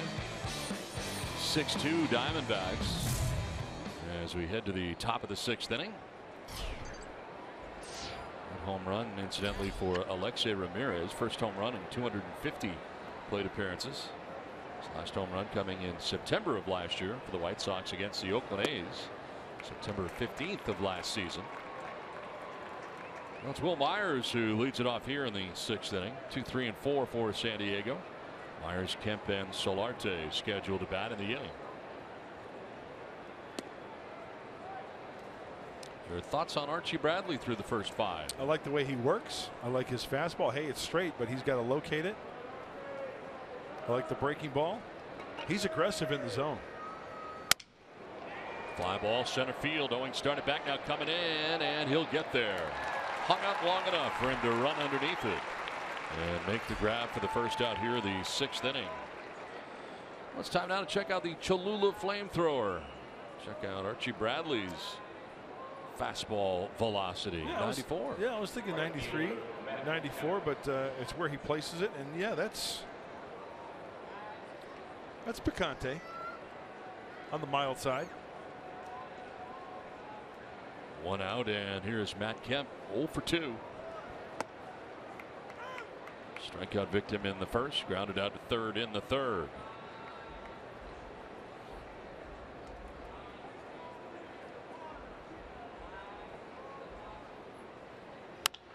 Center field, Owings, a little easier try this time.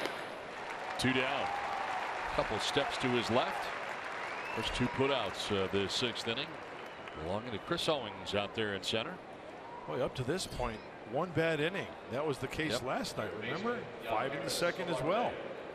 After winning game 1 of the series, 10-3. Meanwhile, Pomeranz racking up 9 strikeouts. Yeah.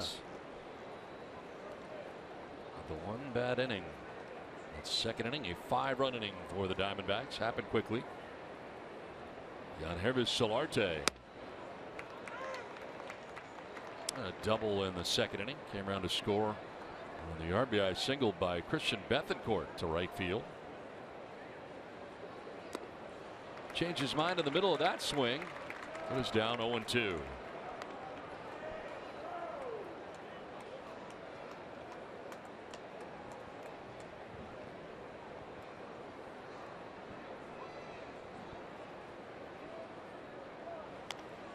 Right off the end of the bat, getting a piece of that.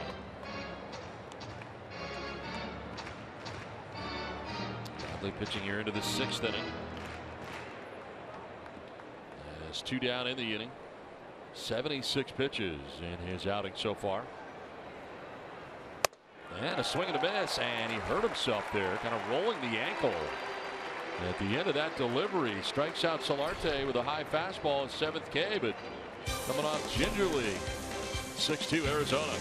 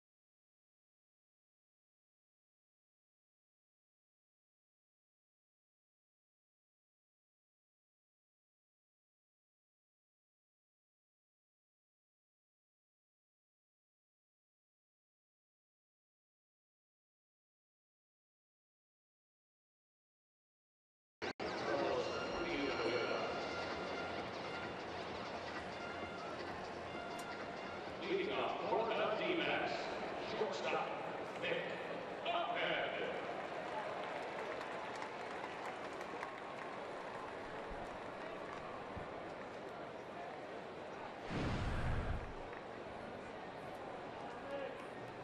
All right, thanks very much, Mike and Mark. Carlos Villanueva into the game as the pitching change brought to you by El Cajon Ford, and Villanueva checks in for Pomerantz after 5.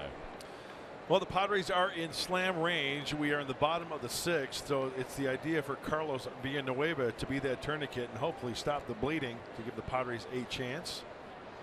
Nick Ahmed leading it off and lining one backward, came from and into center. Leadoff single for Ahmed. He's been doing it all defensively in this game and now offensively with his second hit of the day. Pitcher, Archie Bradley. Well, the last half inning from Bradley kind of rolled his ankle a little bit and kind of got bitten a little bit. Comes off and gets a pat on the back from Chris Herman there and breaks a smile. Everything's A-OK. Archie Bradley staying in this game and batting here. Shows bunt, pulls it back, takes pitch up and away. 77 pitches for him through the first 6 innings. He's contributed offensively as well. And a bunt base hit, trying to drop down a safety squeeze in the 2nd inning. Ended up with a base hit and an RBI.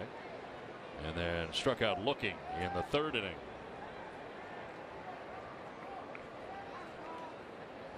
Squaring again, but taking a pitch up high, 2-0. So Pomerantz just the one bad inning today. Yeah. 5 innings, 5 hits, 6 runs, walked 3, struck out 9. Struck out 7 in the last 3 innings that he worked. Ended up throwing 97 pitches. Check on Ahmed at first base. Back to the bag.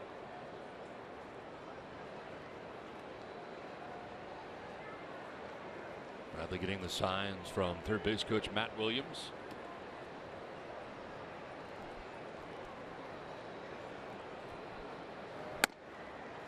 Strike called on that outside corner.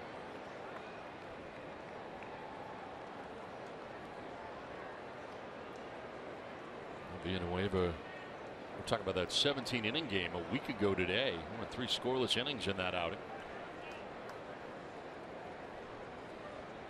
Perdomo, of course, went 5. Runner taken off at first, and the pitch is a strike, and he will get to second base almost before Villanueva came home with that. That was some kind of jump. He had a 5 or 6 stride running start. He just took off, guessing that Villanueva was going to kick, and you could hear everybody in the dugout. You hear it up here, hey, step off, step off. By that time, he committed. Now Bethencourt will go out and go over the signs. Series of signs with that runner on second base. Hey, it's going to be interesting in this game because trailing by 4 within slam range, well, if it gets to the point to where, in fact, they go to Ziegler again, because last night they rattled him around a little bit. So he's very shaky. Back-to-back nights, hopefully, or for Chip Hale probably, go to Ziegler to try to hold on that lead. It'll be interesting to see how the Padre hitters react against Ziegler, if in fact he goes out there for a second night in a row. Well, he pulled it back and slashed away, but strikes out.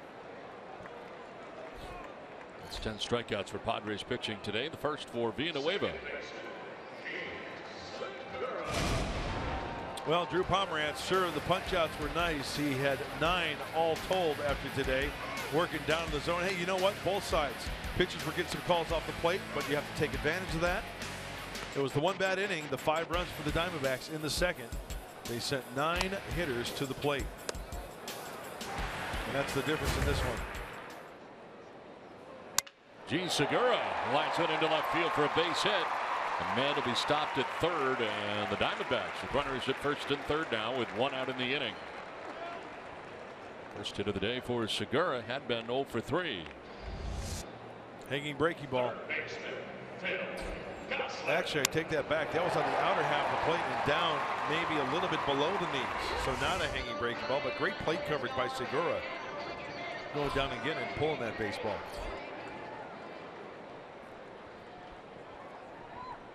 So at the corners with one down here for Phil Gosselin, the batter. He's been on twice, a walk and a single before grounding out to shortstop in the 4th inning.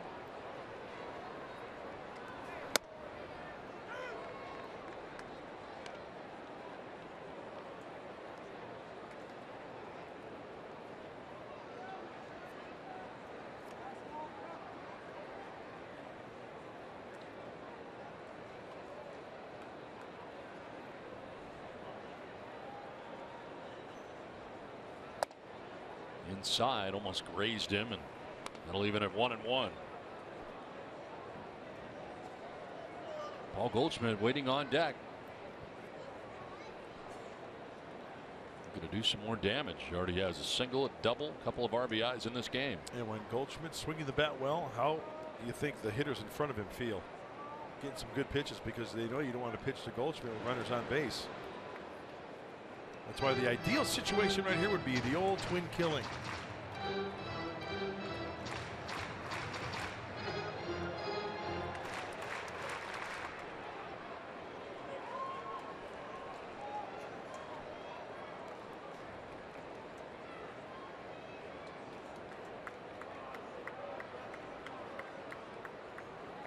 They'll throw first, and again, almost throwing that ball away. As Myers had to come off the bag to grab that on the backhand.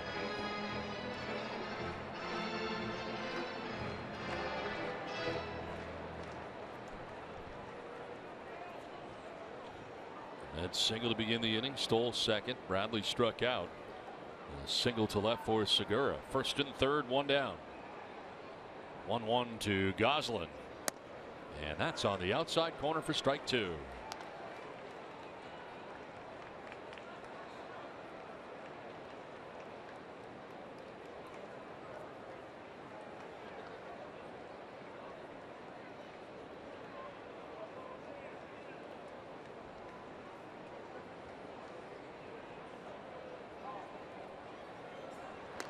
A little closer, but back safely is Segura.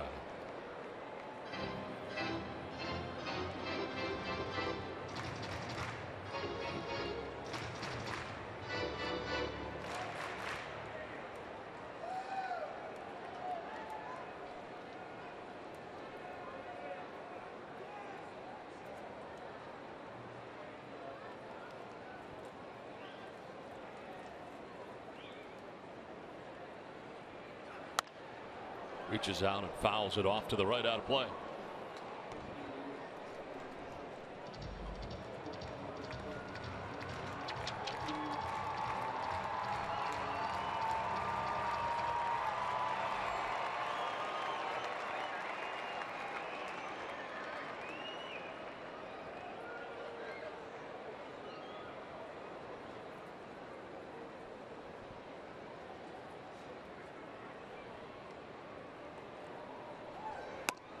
Swing and a miss. Gosselin strikes out. Villanueva gets him. Second K for Villanueva. And that is out number 2 of the 6th inning. It's time now for In the Driver's Seat, brought to you by Kia. Paul Goldschmidt coming up here. And he has been in the driver's seat. Single, double, a couple of RBIs today. 4 RBIs in the series against the Padres.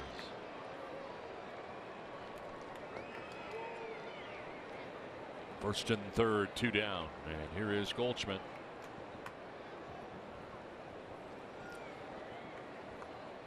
Villanueva is going to have to really be careful here. He's only topping out at 88, 89. He's got to be really careful. But essentially, you know, there is a base open. That being second base.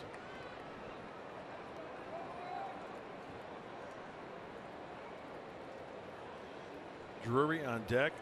Was on with the fielder's choice, and he has gone down by way of the K 2 times.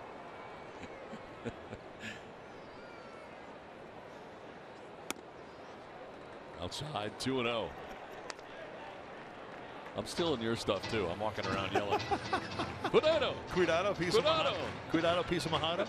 Yeah, you can use it.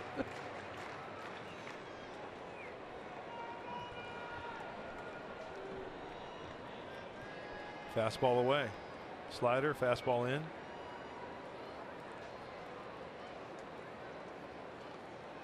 Breaking ball right here, I think. Yep. In the dirt, nicely sliding to his right, Bethancourt. I don't think he wants to give him anything to hit. Kind of pitching around him here. First 2 pitches off the plate, that breaking ball in the dirt.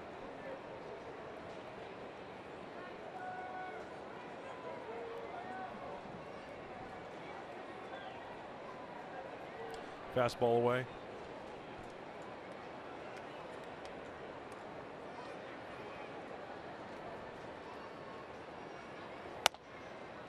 And there's ball 4. A 4-pitch walk.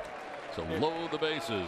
In honor of Memorial Day weekend, Fox Sports Supports is proud to team up with emerging vets and players dedicated to ensuring our nation's Warriors can be as productive off the field as they were on it by joining combat veterans with former athletes to form a common bond over dedication and teamwork. Visit foxsportsupports.com to learn more. Bases loaded, 2 down in the inning. And Brandon Drury, the batter. Grounded into a fielder's choice in the first, struck out in the second, struck out in the 5th. On the outside corner.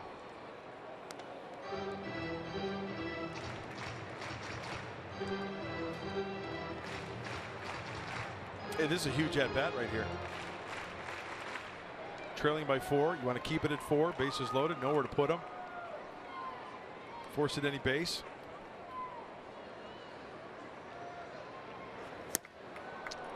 Cambio. Good pitch. Calls out Christian Bethancourt.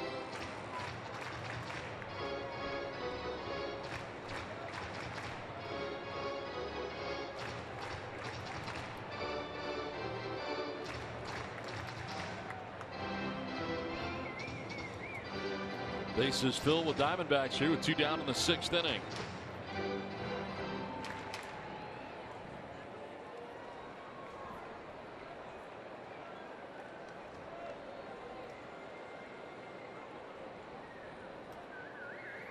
Drury 0 for 3. A couple of strikeouts today.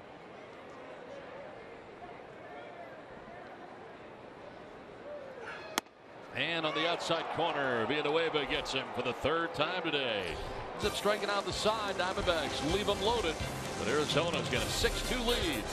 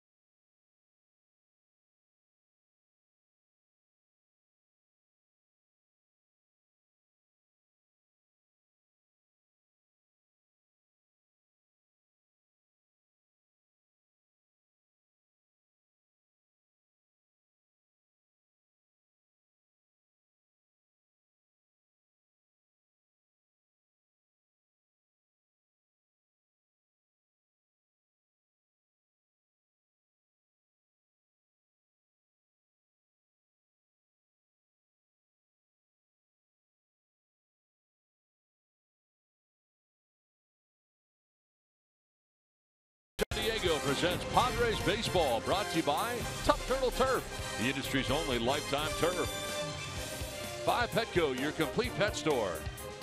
And by your San Diego County Lexus dealers.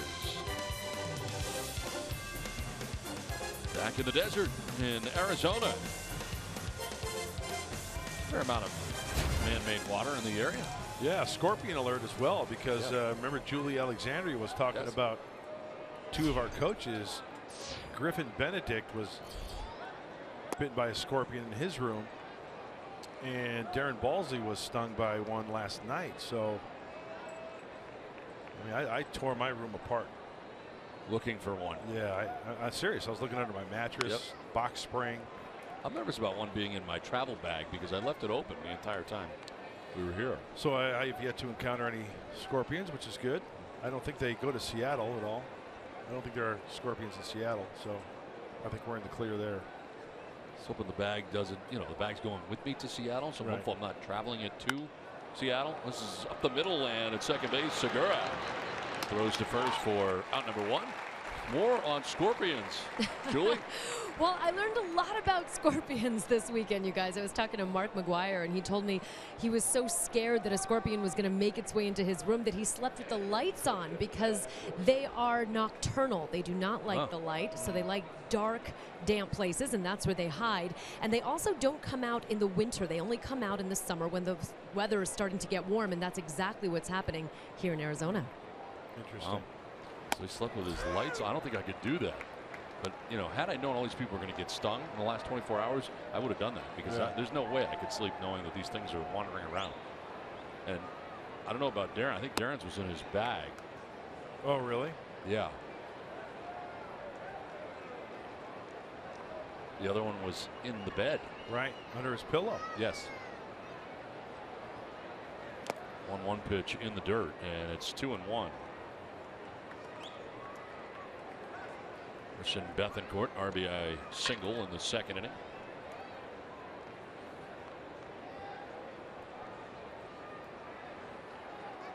I'm deathly afraid of scorpions and rattlesnakes, obviously. Yep. It's just not fun, but No, we went through the booth here and we have you seen any? haven't seen any. So I think we're in the clear. It's an odd colored one that you have there. Where?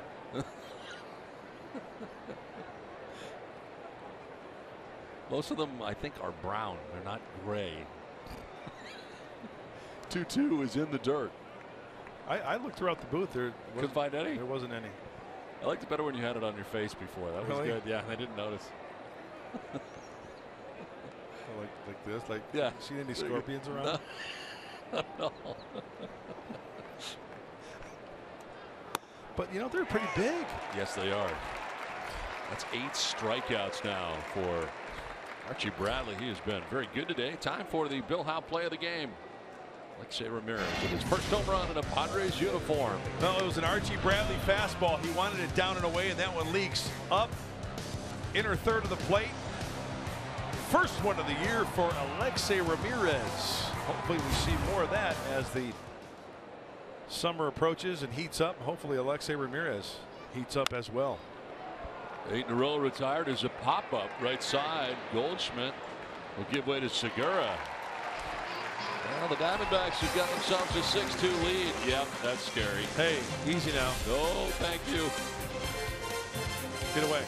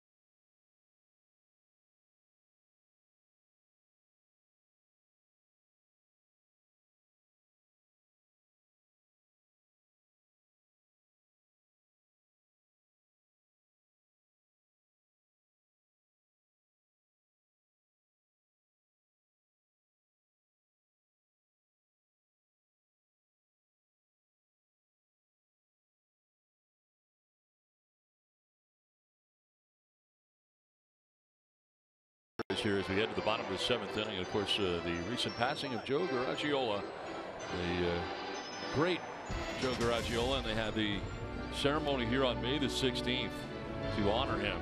And they are all wearing the Joes on the jerseys as well. You may have noticed throughout this series. This was part of that special day here at the ballpark on May the 16th.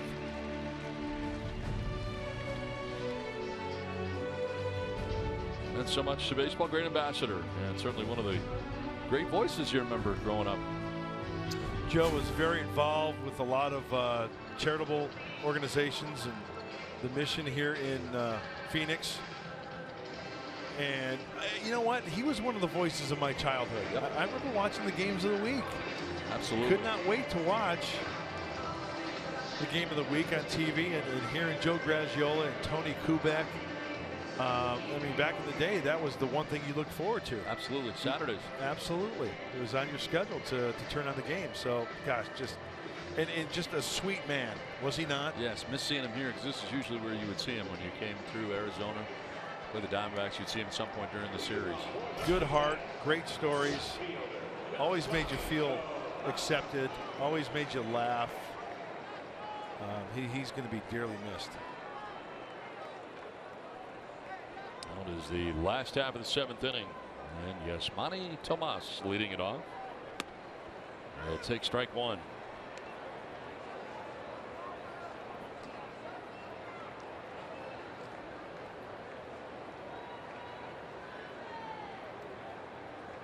Second inning of relief for Villanueva.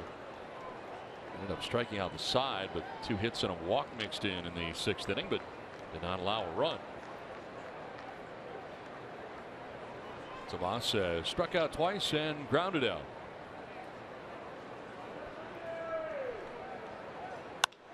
Fly ball deep right. Back goes Kemp towards the track, and he'll make the running catch. That ball was moving away from him, and Kemp able to get back there and grab it right at the edge of the track. And running into that right field corner for the first out here at the bottom of the 7th. Well, at first I thought this was going to be trouble because at first it looked like Matt did not take the best route, but he made up the difference there, catching it on the run. Ball slicing off the bat, the right-handed bat of Tomas, and right there he cuts back in towards the line to make the catch. First out here, the 7th inning, brings up Chris Owings. And the curveball in there for a strike.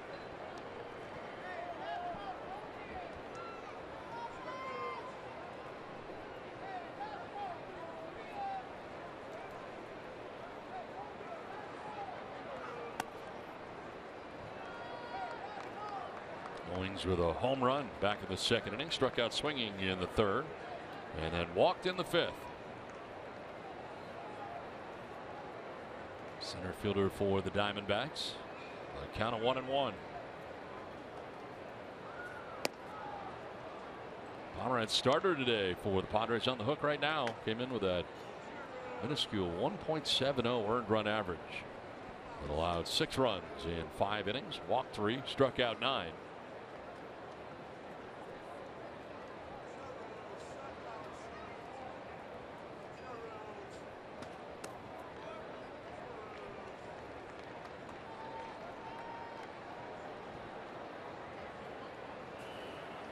Pitching coach Mike Butcher on the right, and Archie Bradley. They're going over some hitters. Possibly who's he's going to be facing next half inning. There is action in the snake pit for the Diamondbacks. Emerista, the pitching spot, and John Jay expected next inning. And this is the home run that Pomeranz gave up to Owings that started that 5-run 2nd inning. He got to that ball quickly with a fastball in, and he turned on it.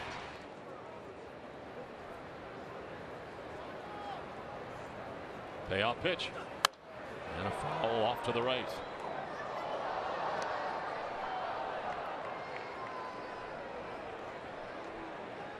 There's Daniel Hudson up in the pen. Part of the bridge that gets you to Ziegler. We saw him last night. And generally, the 8th inning is his area. Looks like it may be again.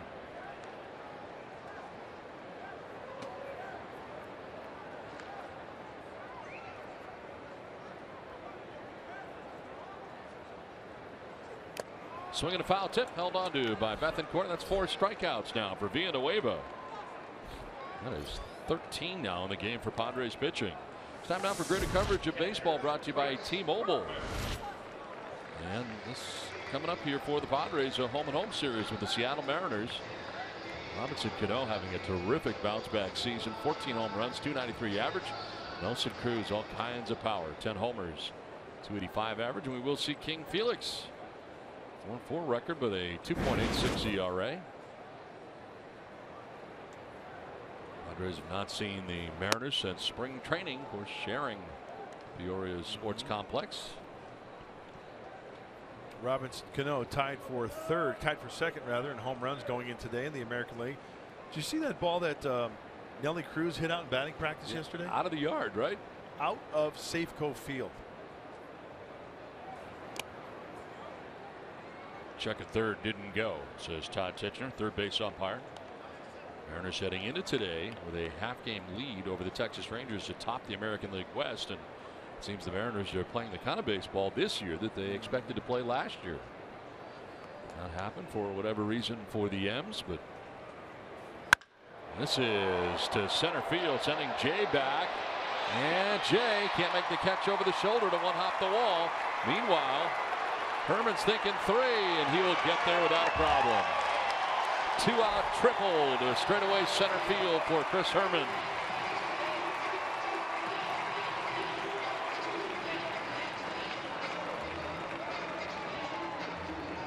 Well, I mentioned it earlier, these Diamondbacks extra base hits.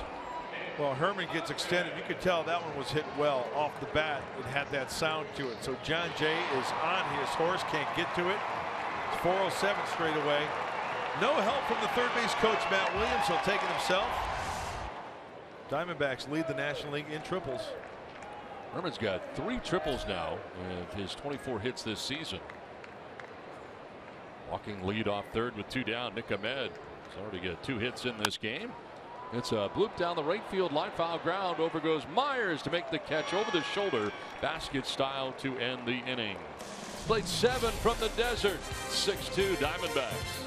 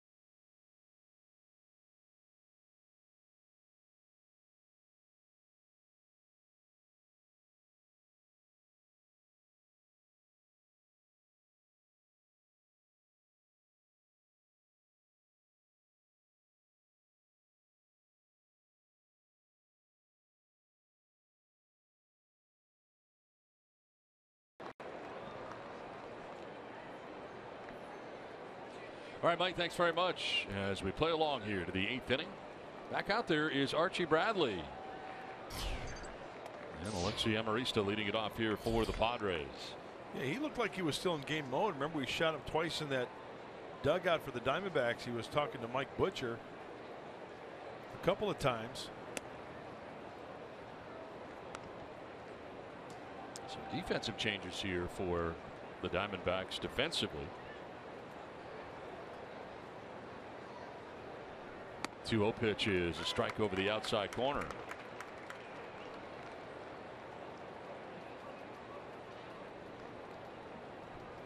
Archie Bradley has now retired the last 9 Padres in a row, and there's another strike in there. 2-2 right on that outside corner. Here are the changes. Jake Lamb comes into third base, and Michael Bourne moving into right field. Defensive purposes here now for the Diamondbacks. Swing and a miss, and Amarista strikes out rising fastball, and that's 9 strikeouts now for Archie Bradley. Pretty good outing for him today. Well, Shelby Miller's on the DL and Dave Duncan on the right with Dave Stewart on the left talking mechanics. And Dave Duncan doing most of the demonstrating there. You see the numbers 2012 to 15, the numbers for Shelby Miller, and then this year 2016 trying to iron some things out mechanically for the right-hander.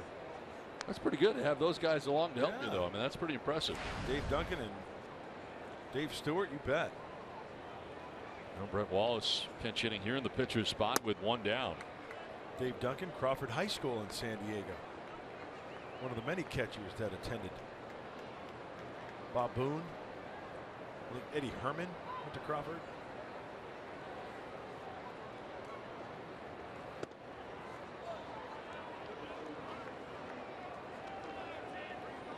And I know somewhere in San Diego, Bill Center is sending me a message right now because there's maybe 1 or 2 Crawford guys that played the big leagues.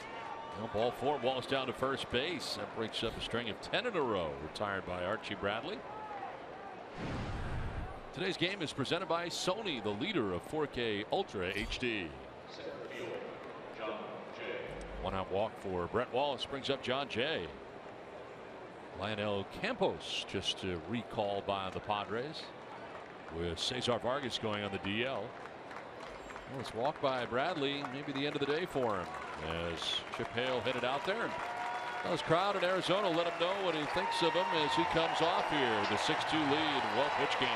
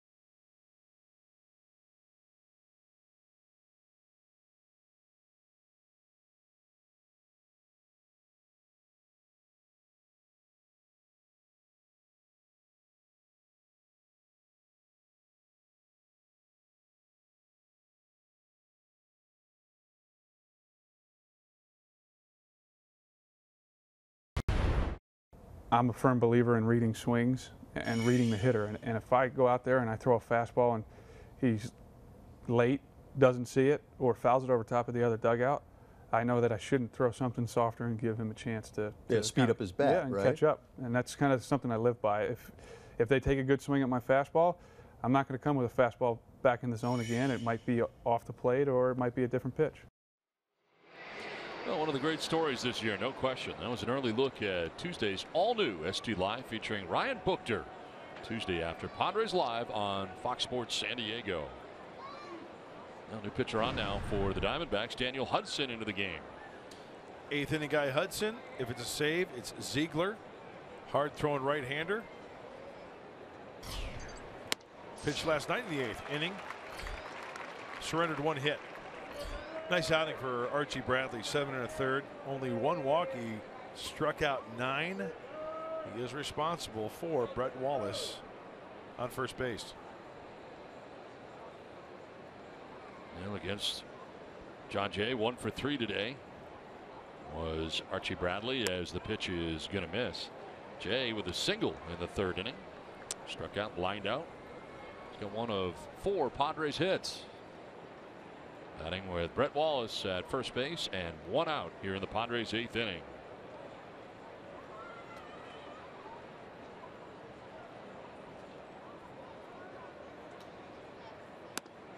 Strike over the inside corner. Pulled the string on him. Changeup.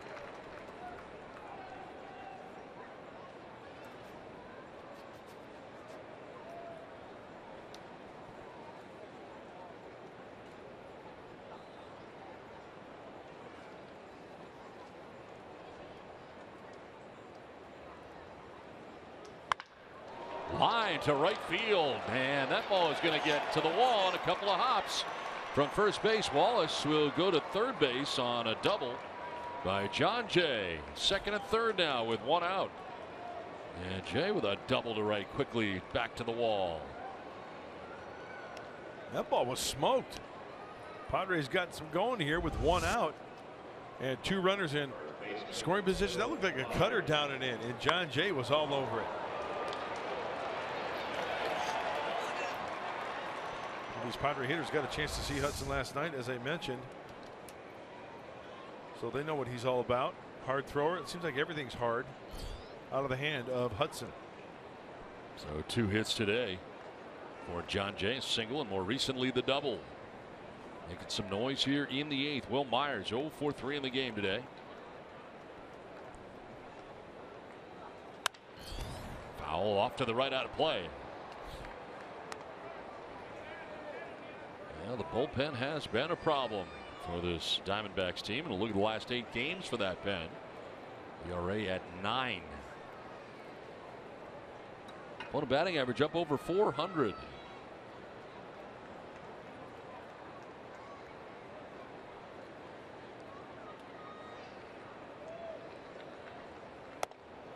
Inside to Myers. Now John Jay, who just doubled here, 5 for 10 now in the series, 3 extra base hits for him. Campos now joined by Ryan Buchter. Well, now it gets interesting because you get the left-hander Buchter, who's been in more leverage style games, right? If it gets closer here, you want to shut it down, you probably go with Buchter if the Padres get some runs in this inning.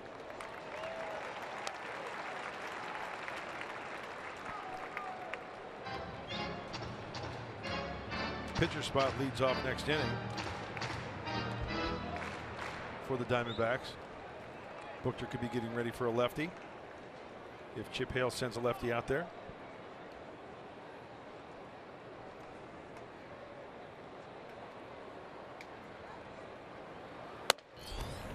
Framed there by Herman, but a ball, 95 miles an hour. Hudson misses. 2-2 the count. Brett Wallace at 3rd, John Jay at 2nd with 1 out in the Padres 8th.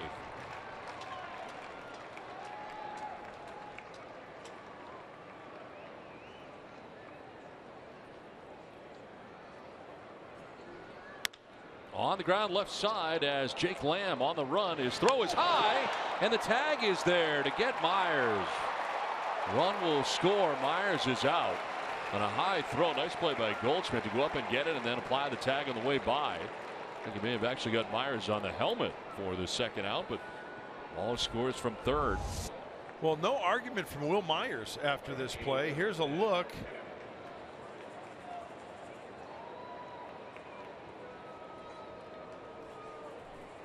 See if the helmet moves. Oh, I don't know. oh, I don't know. You know what? They are not going to challenge.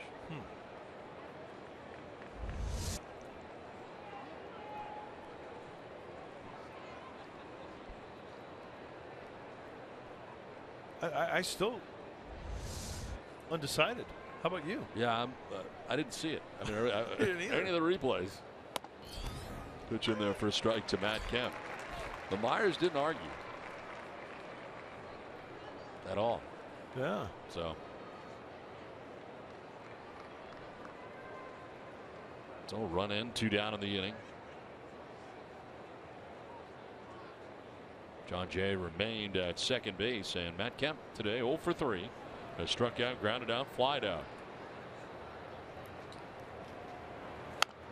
Grounds it foul.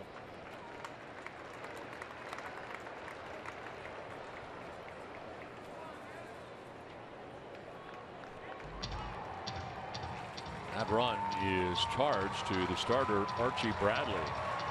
7 1/3. He ends up giving up 3 runs. And a chance for the win here today. Came in individually at 1-0. He's called up from Reno to make this start today. 0-2 to Kemp. And a swing and a miss. Elevated the fastball at 95. Padres get a run as we head to the bottom of the 8th. It's 6-3 Arizona.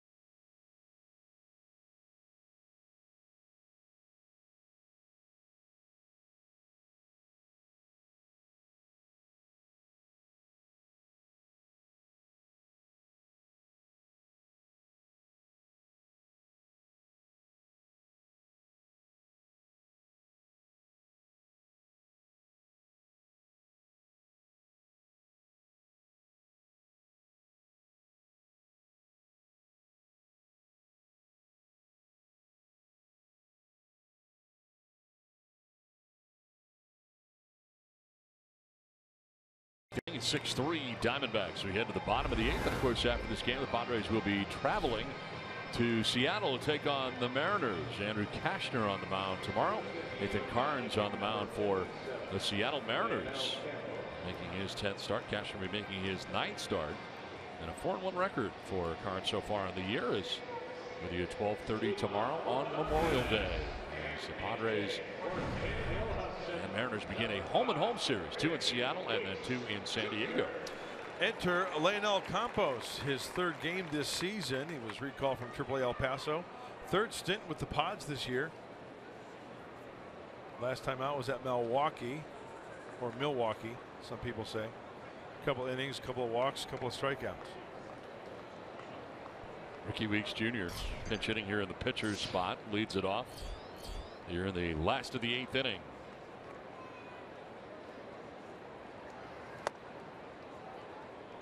And Carlos Villanueva, 2 shutout innings, allowed 2 hits, walked a batter, struck out 4. So that's 13 strikeouts in the game for Padres pitching. Pomeranz had 9, Villanueva with 4.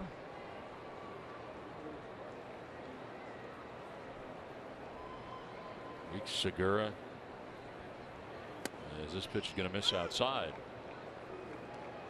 And Bourne will be expected to bat. You call that a strike? I think so. Just making it up as I go. 1-1.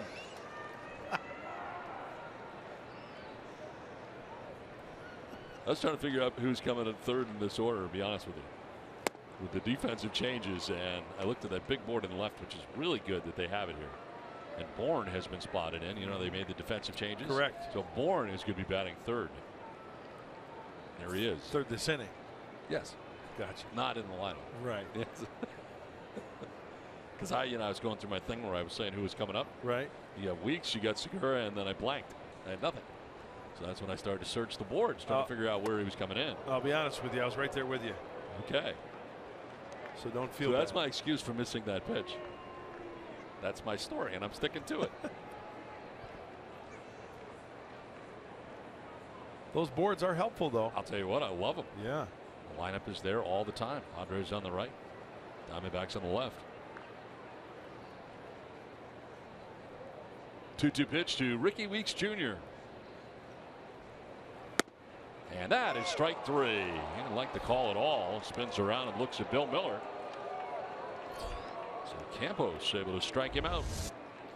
Located fastball. Yeah, doubt that. Outside corner, right at the knees. You bet. One down. Gene Segura coming up. Now that shouldn't be allowed. No. Where is that coming from? I don't know, but it's distracting. And one out here in the eighth. Segura, the batter, and a grounder back up the middle, up over second and into center. Segura with his second hit of the day. One out single. Here in the bottom of the eighth. Great pickup for the Diamondbacks with the absence of A.J. Pollock. Boy, if he was in the lineup, who knows where this Diamondback team would be. But getting hurt in spring training, right? Yes. Big Great void. loss for them. Big void.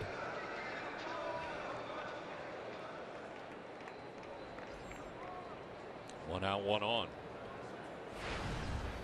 Michael Bourne batting for the first time. Took over last inning defensively in right field. 423 average so far with the Diamondbacks.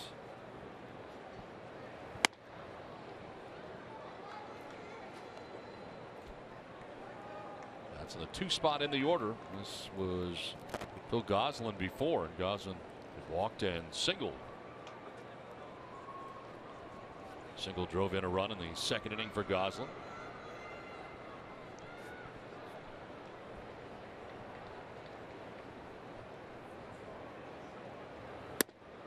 On the corner.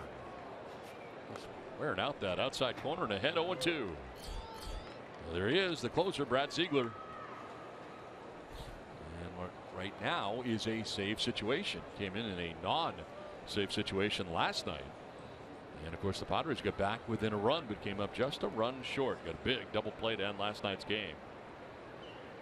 But it was an adventure, to say the least. Not exactly lights out. Lights were on.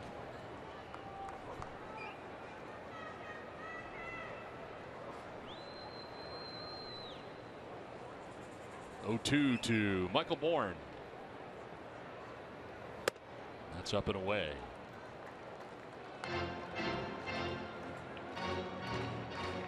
It seems like there's one particular pitcher who goes up and down all season. Sometimes 4 or 5 different trips to the big leagues, and you got to be mentally tough.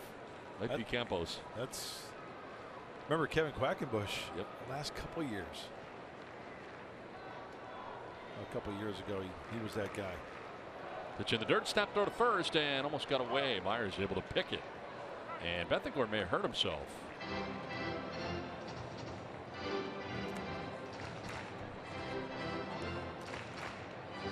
Limping. Not sure if he rolled the ankle or what he did there when he hopped up.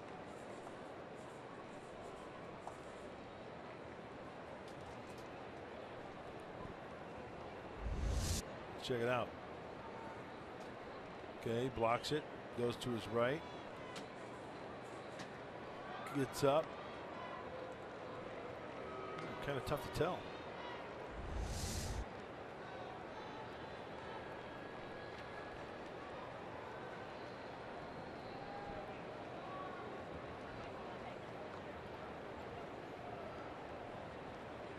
Setting up away here, looking for the fastball on a 2-2 pitch.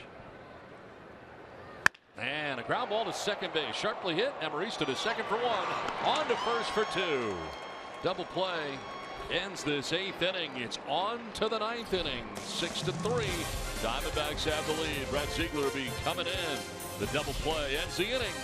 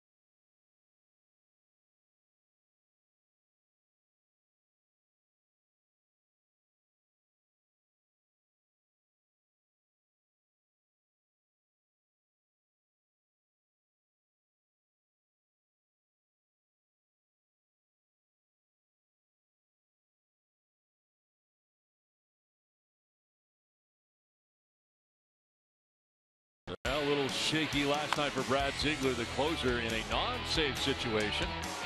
As the Padres get back within a run. A little wild throw there, scoring Solarte. And Padres able to get to him, and a couple of runs driven in there. Well, the thing they did so well last night was they got some pitches up and they did some hacking. That's what you have to do against Brad Ziegler. A lot of ground balls. Ratio of almost 6-to-1 ground balls to fly balls. So infielders are very, very busy. And as Don mentioned, it is a safe situation. He is 8 for 8. Righties swinging the bat very well. 324 clip.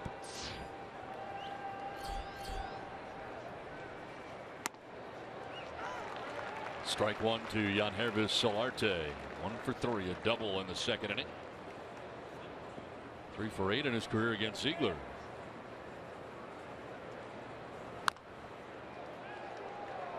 This copyrighted telecast is presented by authority of the San Diego Padres and may not be reproduced or retransmitted in any form. The accounts and descriptions of this game may not be disseminated without the express written consent of the San Diego Padres.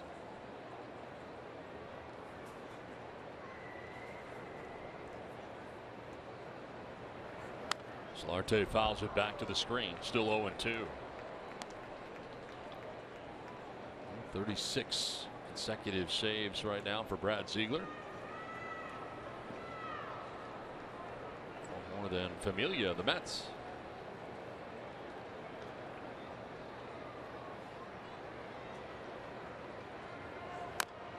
Wrap foul, still 0-2. Solarte, Upton, and Bethancourt scheduled to bat here in the top of the 9th inning. The Padres down by 3. Tomorrow starting at 12:30 from Seattle. The Emerald City. Right? Yes. Love the Great Northwest. Safeco Field, beautiful ballpark.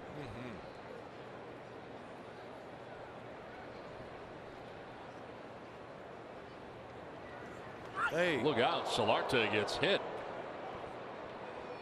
Well, Padres need base runners, and they have one to begin this 9th inning. That's the last thing Ziegler wants to do. Breaky ball that just gets away from him. Left fielder Melvin Upton Jr.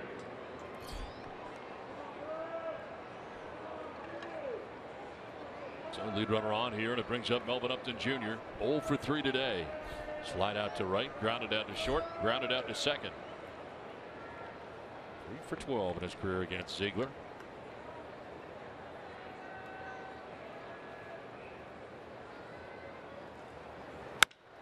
Fly ball to right field. Bourne gets twisted around back to the track to make the catch. Right in front of the wall out there in right. High fly ball off the bat of Upton, but he's out number 1 of the 9th. Let's revisit the keys to the game brought to you by your San Diego Honda dealers. First one was knock out Archie early. Well, he went 7 1/3 after being recalled for a second time from Reno. Only 3 earned runs, and he had a career high 9 strikeouts. And support for Pomerantz. Only 2 runs for Drew, and he went 5 innings. And I'm give myself an F. Today's keys to the game. 1 on, 1 out, and Christian Bethancourt will take the pitch inside. I stunk it up, I have to admit.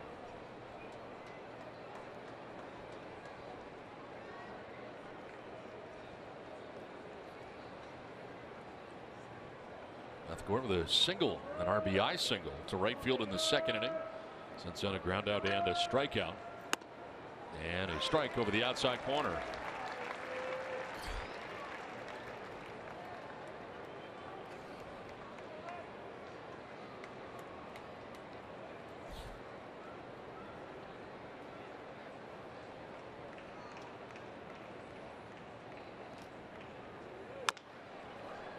Slowly hit back towards the mound. Ziegler will throw to first base in time for out number 2 as Solarte takes second base. So 1-3 on the putout. It's time now for the Carl's Jr. star of the game, and it is the starter, Archie Bradley. 7 1/3 innings in this game. 9 strikeouts, career high for him. That's exactly what Chip Hale and the Arizona Diamondbacks are looking for. Yeah, the fastball located. He was flipping up the curveball. 5 spot in the 2nd inning. That helps matters for the right-hander. Gave him some breathing room. 2 down in the 9th inning. Alexei Ramirez, and that one ends up behind him. Number to go. I think he should be ejected. I don't agree. Well, this one gets away again. That was a breaking ball. Ooh. Yeah, and it's amazing how Herman catches that ball. I mean, that was behind Ramirez.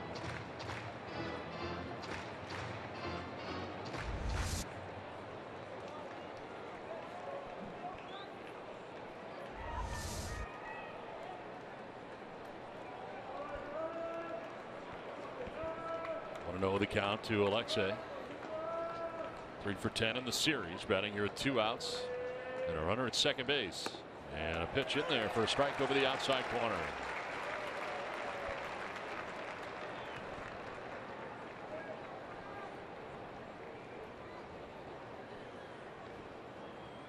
Alexei with his first home run in a Padres uniform back in the 5th inning. A little bit low.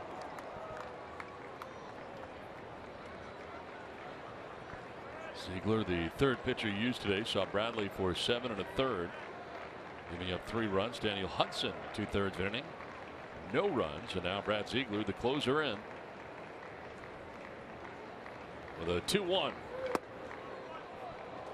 3-1.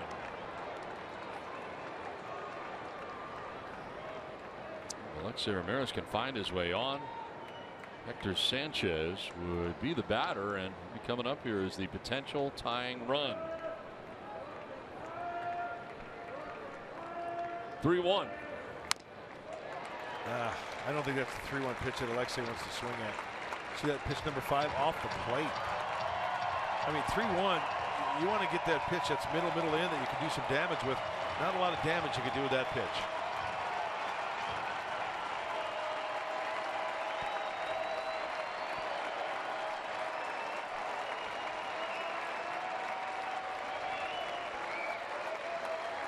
Two down in the 9th. 3-2 pitch coming up. Ramirez strikes out looking. Drops the bat and says some things to Bill Miller. Ends the ball game as the Padres strand a runner in the 9th inning, and the Arizona Diamondbacks win this game and win the series Final score again, Arizona 6 and the Padres 3. Padres Live is next. Mike Pomerantz, what's in store?